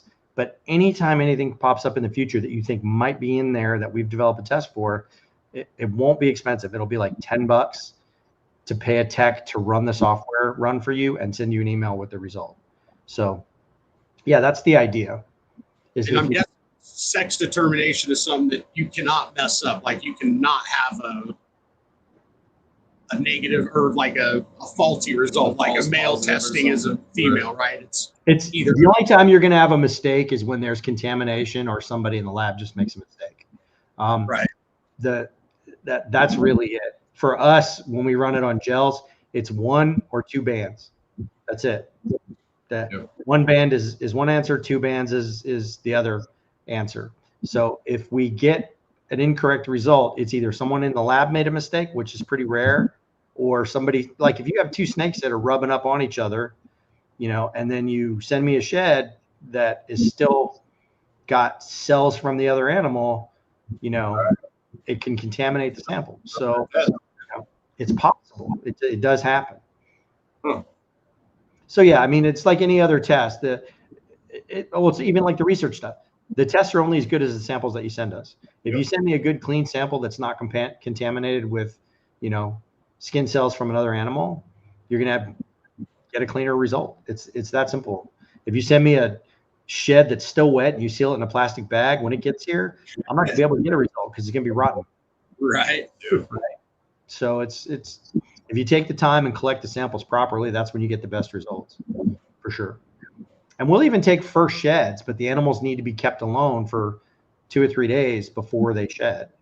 Otherwise, there's a chance, particularly with hatchlings. You get a little bit of dried blood from one animal onto the outside of another animal, and then you send me that piece and I sample that piece, I'm going to get the results for both animals. Gotcha. That makes a lot of sense. I didn't think about that either. Right, man, you're bringing up tons of value. Because most people do just put their whole clutch of hatchlings in together. That's totally fun. Yeah, it was real common with ball python people in the beginning to do that. But now if you want to get them tested with that first shed, you have to separate them and they need to be apart from each other for a while. In fact, it's a good idea, honestly, to probably give them a little bath before you put them in their own container. Okay. And water degrades sheds real quick, right? Yeah, water's bad. It's really moisture in general. So like if you take a piece of fresh shed, ball python shed that's kind of rolled up on itself, and you don't lay it out flat and dry it, even if you dry it, that rolled up section is still going to have that oil and that moisture in it. And if you seal that in a plastic bag and it takes 8 or 10 days to get here, there's a really good chance that humidity, I mean, the bags will get here and we'll see that it's tried to evaporate, but it can't because it's sealed in a plastic bag. So you really, I don't need a lot of shed. Just I need a piece about the size of a quarter, lay it out flat so that it's good and bone dry. It doesn't even really matter if it's a little dirty because that's not going to affect the test.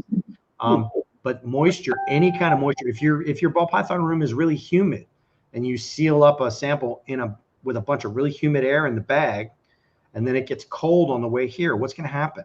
All that humidity is going to condense on the inside of that bag, and it's going to spoil the DNA before it gets here. So yeah, it's collection of the shed and drying it properly and, you know, labeling it properly is all super, super important before it gets here. And some things like ball python sheds aren't terrible, but like colubrid sheds are the worst. Like sex determination on garter snakes sucks because their sheds are super duper thin and they live in really moist environments, and trying to get those sheds dried in a bag and to me before the DNA craps out is hard. You really have got to put in the extra effort. So it's really, really important. I can't stress that enough.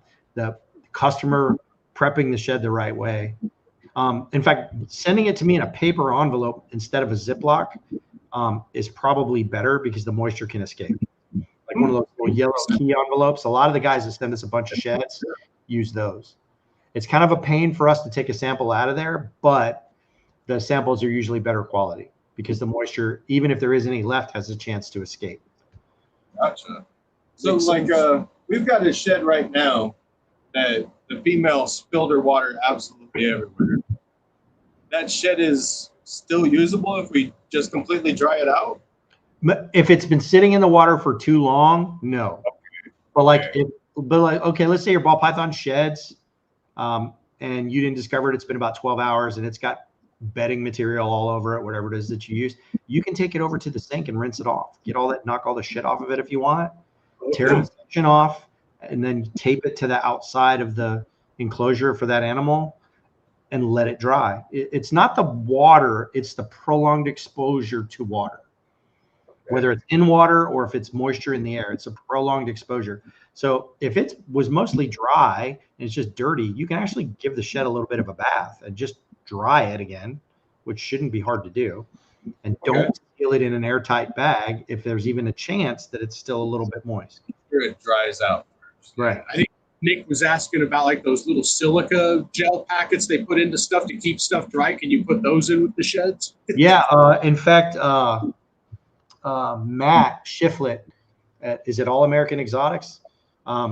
He has a box that he puts all of his sheds in that has desiccant packets in there that draws all the moisture out of the sheds before he seals the bags and sends them to me. And he very rarely gets reruns. So he takes an extra, because he sends a bunch at a time. And rather than try and keep track of which ones are individually dry, he sends them all through this desiccation process. That makes sense. That's cool. Well, now I have reason to, I would say I hoard those things too. I always take them out and put them in this little, like, it's a shelf stand and like the leg of the shelf is hollow. So I just keep putting them in the leg of it. Yeah. Once you've got a good dry shed, you can put it in the freezer and it'll last for decades. You can pull that thing out 10 years later and send me another shed and it'll be just fine. Okay. As long as it's dried properly the first time and kept in a place where it's not going to be exposed to moisture, it'll last for many, many years. Damn, Jordan's kicking everyone's ass today. He's got 22. And then behind him, we got J&S and Robinson tied at 13. And then we got, let's see, C-Dub, All City tied at 8. Then we got Sky High and Cue Ball at 7. Fucking Jordan with 22, though. He's pretty much walking away with it. We got 4 races left, and then we'll have the winners. Looks like 8 prizes today, so 8 winners.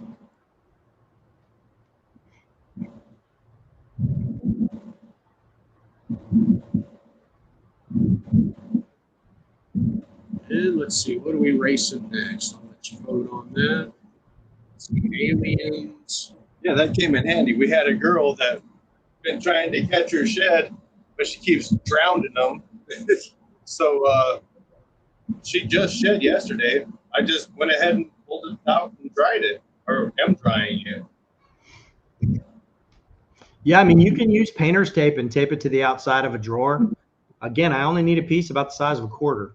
So the section that's not taped, you just tear it off and stuff it in a bag or a little manila envelope and send it on its way. And that should work just fine. Yeah, people are surprised by that, but you really can take a shed and rinse it off in the water. It's not the water, it's the exposed, it's the time that if you think of a shed skin as just a dead it's something dead. The very first thing to happen is the DNA wants to spoil, but it can only spoil if it has access to moisture. If it doesn't have access to moisture, it won't spoil. The shed will last forever and the DNA will last forever. Wow. So it's the moisture that causes the decomposition. For some reason, I thought that it was basically you got water on the shed, your shed's fucked, basically.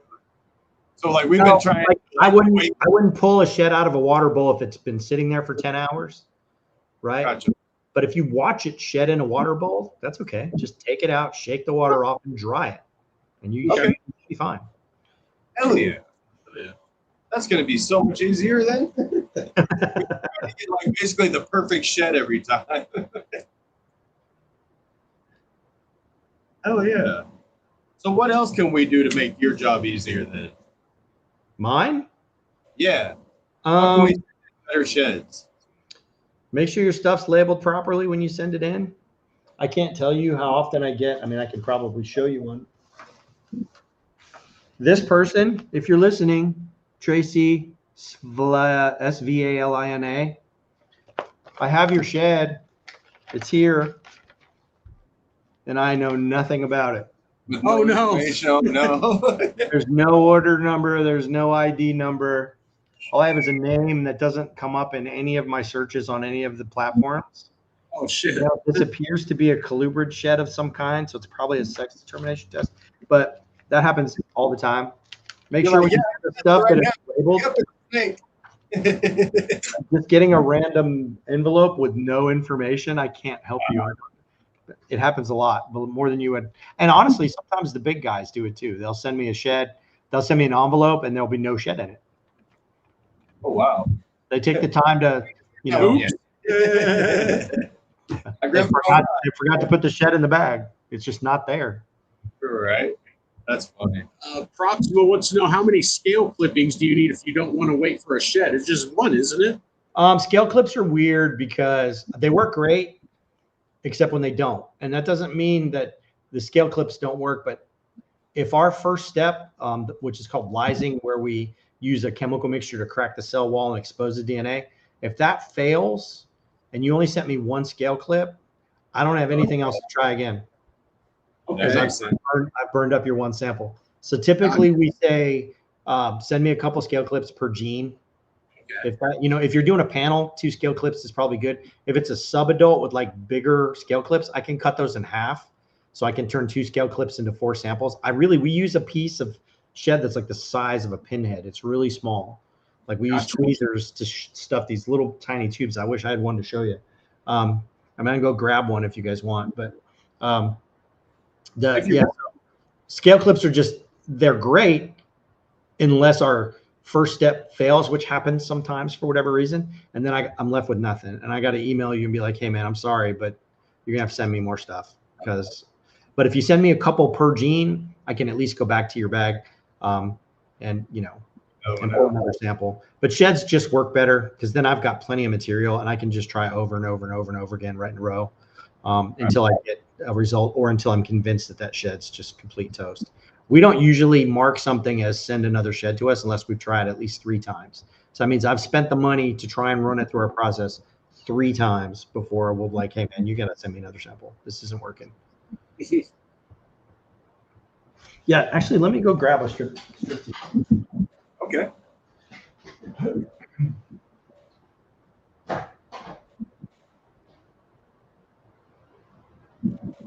You guys see that? You guys are going to be able to get a shed test in the future. You're welcome.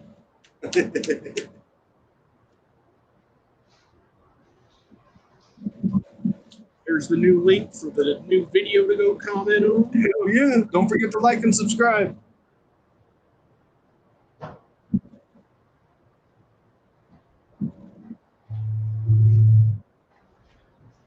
All right, I'm back. Sweet. All right. Can you see that? That's 12 tests. 12. Oh, wow. The very bottom is where the sample goes, and it's literally the size of a pinhead. That's what you use. So when you send an entire ball python shed, you're really overdoing it. Right. That's like No 40 doubt. billion tests. Right.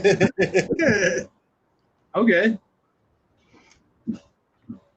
Yeah, people don't. We get full sheds all the time, and it's kind of a bummer because you're just paying more for postage to get it to me. I really don't need much. A dime size is really more than enough. We ask for a quarter just in case we decide that one needs to be used for research, and then we're going to want to pull multiple samples to run multiple tests. But the strips are, and like that's one strip of 12, and then every plate will have basically 96 of these tubes.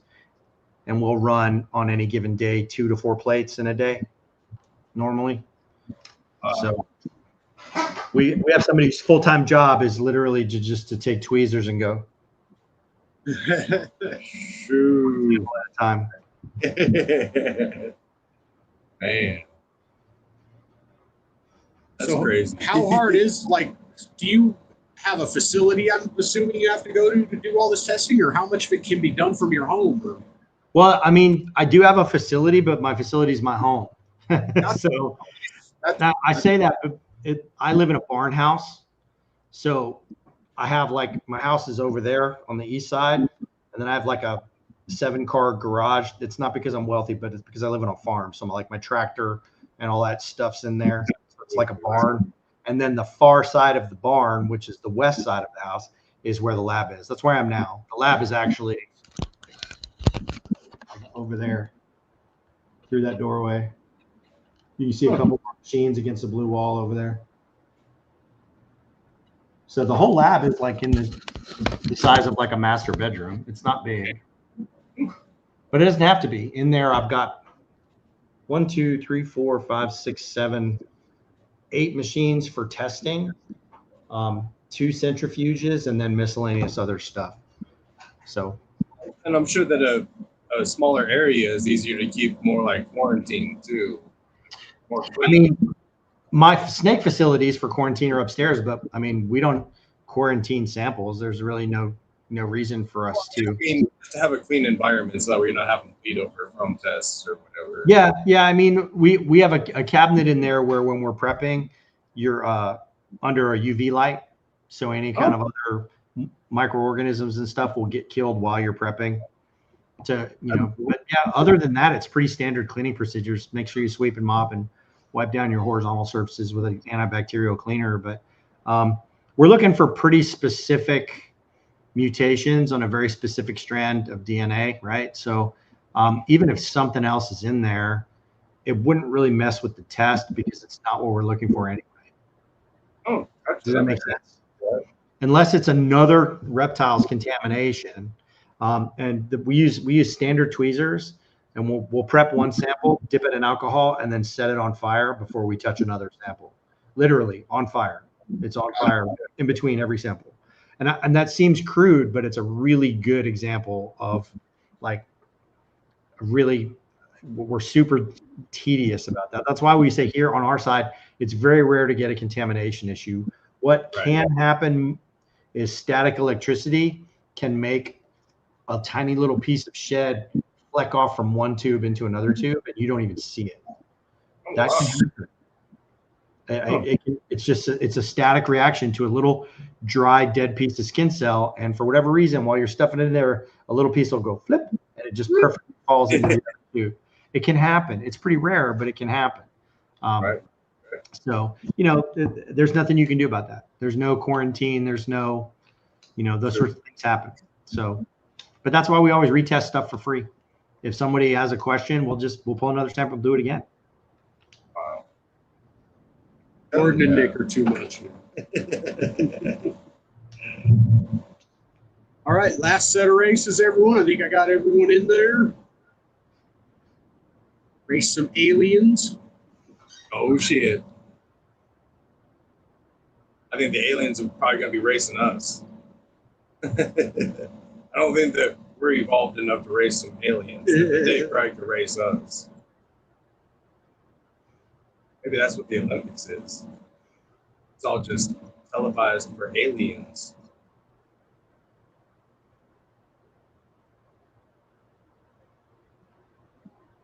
Oh, C-Dub, he actually had some points. That might help him. He's at 13 now with that one. Man, he took the lead early and just stayed in front the whole time. That's rare, too. Exactly. Usually that doesn't happen.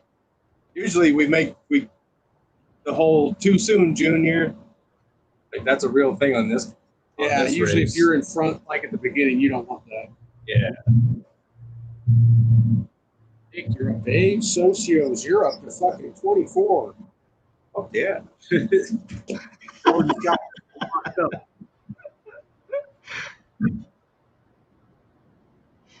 I say Nick or Jordan must be saying something. Right. She crap bitch ass rig fucking races. I want more. Boom. Big footballs. Clayton. He was on there at 4, so that put him up to 9. Jay and Hess, that puts you up to 16. I think you're in second all by yourself now. So back to the red stripe shit. It's good that we do keep telling people, look, it's red stripe, but it's not the red stripe that's Destiny, it's red stripe. Just in case, right? I don't know. I don't understand what you just said. I can't. It's because I can't see your face, so I can't. Sorry. That's okay. So with the red stripe test, like it's a good thing that we're telling them that, look, it's red stripe, but it's not showing up as red stripe. For us, it would be a C-grade test. Yeah, it just basically means if you get homozygous or het, it's homozygous or het. but we recognize that if you get a negative, you're probably the other line of red stripe that no one has a test for you. Literally, no one in the world can find that other one. So it's, and like I said, we think there's something going on with confusion also because it's right in there with red stripe. That's why we can't find confusion either. There's something complicated that's mucking things up. So somebody make a red stripe confusion. What's that? Somebody needs to make a red stripe confusion. Super red stripe, super Well, confusion. correct me if I'm wrong, but I don't think anybody ever has because they might be a lily. I think that's the point. Yeah. I think that's the point that Ben was making. Now, don't quote me on that. I'm not the PhD, but that's part of like we're looking in that region because they're both like right there, and we can't sort out what's causing our red stripe test to only pick up the one mutation and not the other. Is confusion screwing up the test? We just don't know. So that's why it's a C-rated test, which means, look, if you get a het or homozygous, it's 99% accurate. It's a good test. If you get negative, that just means you could still be red stripe, man. It's just that other thing that we can't find yet. That's it. We were in that place with Ultramil. We were in that place with Sunset. We were in that place with Special. We're in that place with all these other genes, and eventually we find the other mutations. But the hard ones are just hard, and they take time and lots of money and research and accurate sheds coming in that are labeled correctly, right? Everyone that comes in that's incorrect is just sets us backwards, not forward. Yeah. Right, exactly. That race was funny. Morphforge shot up and then All just the way hit to the the brakes finish at the line. finish line and just stood And there. it even looked like he was waving people on. Right. Come on. That was hilarious. All right, Free Spirits, I put you up to 7. This was the last race, by the way, so we'll have the winner now. So do you think that this dark phase stuff that's showing up in like TSK and stuff like that, you think that that's actually going to be another gene, or, well, that's all just speculation, I guess, right? It's like high OD or anything else. It's a Right. line-bred polygenic thing. It's definitely TSK exanthic. We've proven that. But there's something else in that line that's making them turn dark. There are other ball pythons that do the same thing that don't have TSK in them that get that darker kind of as they mature. They get that black wash, that dark charcoal wash to them. So, is that its own thing? Is it multiple things? We're looking, but those are the really hard ones to find because we just don't know exactly what's going on. We don't know if it's line breeding. We don't know if it's completely separate things. We don't know if it's the same thing. We don't know if it's different mutations of the same thing, right? So we need tons and tons of sheds to sort it out. But again, the panels are where it's at. Every one of those that we run a panel on, whether you guys do it or we decide we want to do it, gives us such a deep dive that it helps figure it out. Yeah, that's going to be so awesome for so much stuff. All right, so Socios. You got first. You get first pick of the prizes there. JNS, you got second. You get second pick, and then we got to run a quick tiebreaker for third and fourth. And another quick little thing. For chimeras, there's no way to actually make a chimera on purpose, right? Not really, no. Chimeras are a little bit predictable, and paradoxes are just, and as far as breeding, no. But chimeras, genetically, you can kind of predict them by looking at them mostly. Paradox, there's no telling. Because every little piece of that animal on the outside, on the inside, is some wackadoodle genetics, and it'll all test different. Every parts of it will test different from other parts. That's just how it is. We've done multiple shows on like bilateral chimeras that are like right down the middle. One will be like homozygous DG on one side and het on the other, and it's really like right there where you can see it. It's super obvious. Pastel here and super pastel there, also super obvious. Those animals will probably breed differently out of the different hemipenes or the oviducts on either side based on which side the animal is on. But a paradox, it's a really cool looking animal that until you breed it, you're never going to be able to predict what it's going to produce. Right. Who knows where that spot ends up? It could end up on a pastel.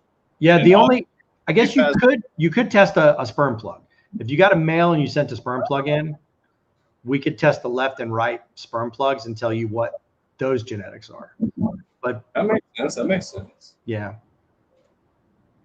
I didn't think about that. Yeah. Of course, our chimera, if that is what she is a fucking female. All right, Jordan, I got you for F&A. We haven't worked stuff out yet with Shawn and RGI yet, so we'll get that. That'll probably be July anyway if we do figure that out, because we already got stuff started for June. So you got F&A, second place J&S. What do you want? But yeah, she's got one side that has no eye stripe, and then the other side that does have an eye stripe. Yeah, that's a little different. Yeah. Call her Gemini. Yeah, and she could be chimeric all the way down. You just can't really see it because of the pied. And she's also got that weird Dalmatian-y shit happening on both sides, though, too. Yeah. She keeps gaining those every shed, too. James, you're second place, and it's your pick. The F&A has been taken.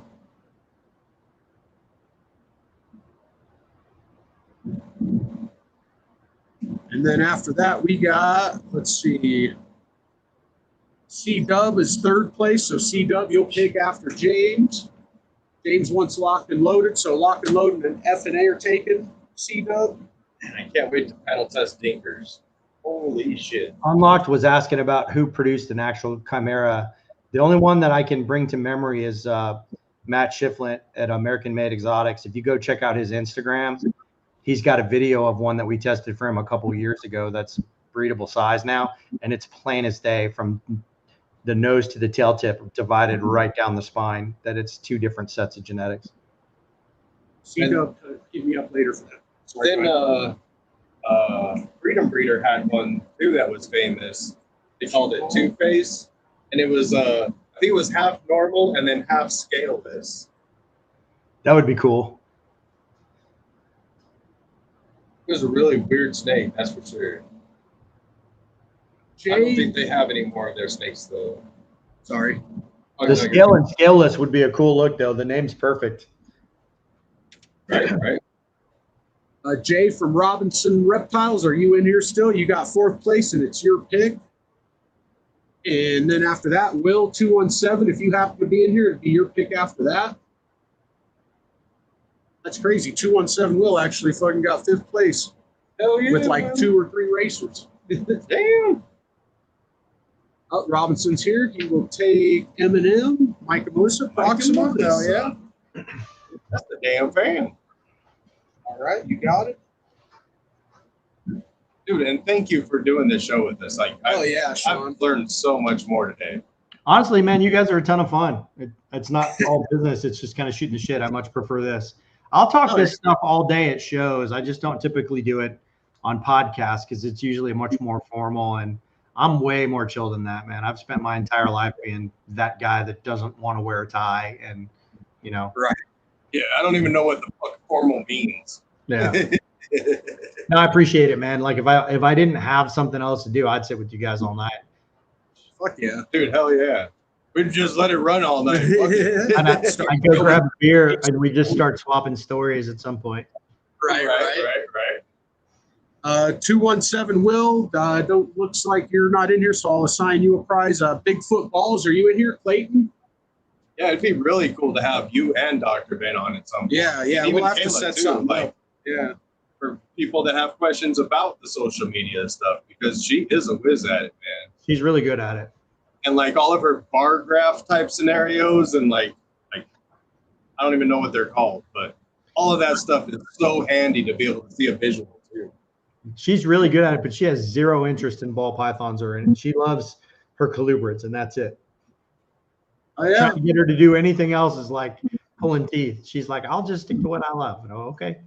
But the fact that she is so motivated and still positive when most of what you guys are doing is ball pythons, I think that's pretty cool. Yeah. I think that's part of why she's motivated, is she's really trying to get the community to send in sheds. And it's a little bit more difficult, right? Because trying to, pay for a genetic test on an animal that's only going to sell for $150 anyway is a little bit more of a decision. Like, you want to do that or not. And when that that question comes into your head. Do I really want to take the time to collect all these sheds and send them in?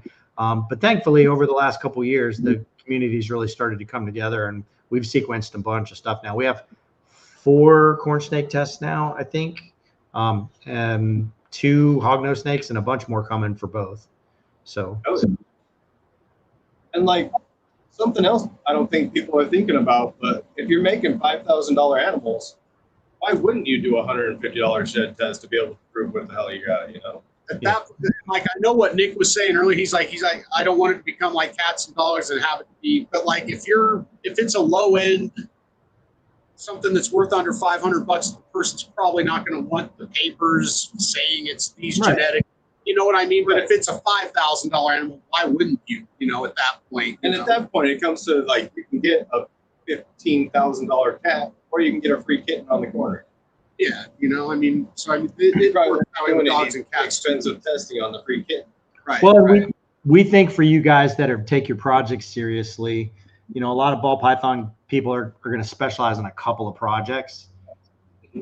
Register, do panels on those founding animals, not because you're curious what the genetics are, but so that we've got it, so that forevermore your line of sunset whatevers, you know, can be tracked all the way back to that one animal. You only have to do that founding animal, and everyone after that, you know, someone else can pay for the panel if they want to check if it's actually related. So the panels now don't have to just be about the mutations. It can just be about, I want to genetically register my animal with RGI so that I'll have access to it. A, for any new tests in the future, but B, so anyone who buys my animals can check and verify that this is actually my line. It came directly from my stock, right? That will have some importance.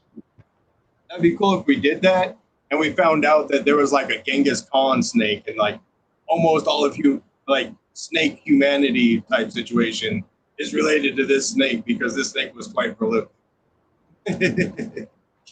My interest is I want to start testing a bunch of the Volta stuff. Ooh, yeah. See what the genetics is there. See how different they really are, and if they're not, then, you know, why don't we start creating markers that create a bigger version of a ball python? You know, people have been talking about it, but I don't think anyone's ever made a lot of progress. And with actual genetics backing your breeding choices, you would be able to start seeing some results pretty quickly. Right? That would be really cool. And like, could you make a super Volta gene or something and have like a friggin' really huge snake? I mean, the possibilities, quite honestly, are endless, but it has to start with the accumulation of the data. That's really the message for the next year for anybody that's talking about our panels is, look, you're not just doing it for today, you're doing it for the future. Like, even if it doesn't benefit you directly, you're, by registering those animals and running those panels just to get your genetic answers, you're helping us develop new tests for the next 20 years for the entire hobby. So that's awesome. Yeah, it's a whole different thing. It's super exciting, like I said. Oh yeah, man, we definitely appreciate you being on the show and spending the time with us and sharing your knowledge and time. We definitely got to get you back on here. Yeah, it would be freaking awesome too. Yeah, I appreciate it, guys. I do probably have to duck. My friends have been patient, but I gotta. We're ending this right now. That's why I was doing this. We got all of our winners here. So, and I'm gonna, if you guys want to know what credits you have with us and everyone else, just hit me up and I'll send it to you on Instagram. Yeah. Until next week, we will see you then. I think Celtic Balls is on next week. Or no, Val White Feather Balls is on next week. Nice. So definitely tune in for that. Dude, thank you so much. Learned so much.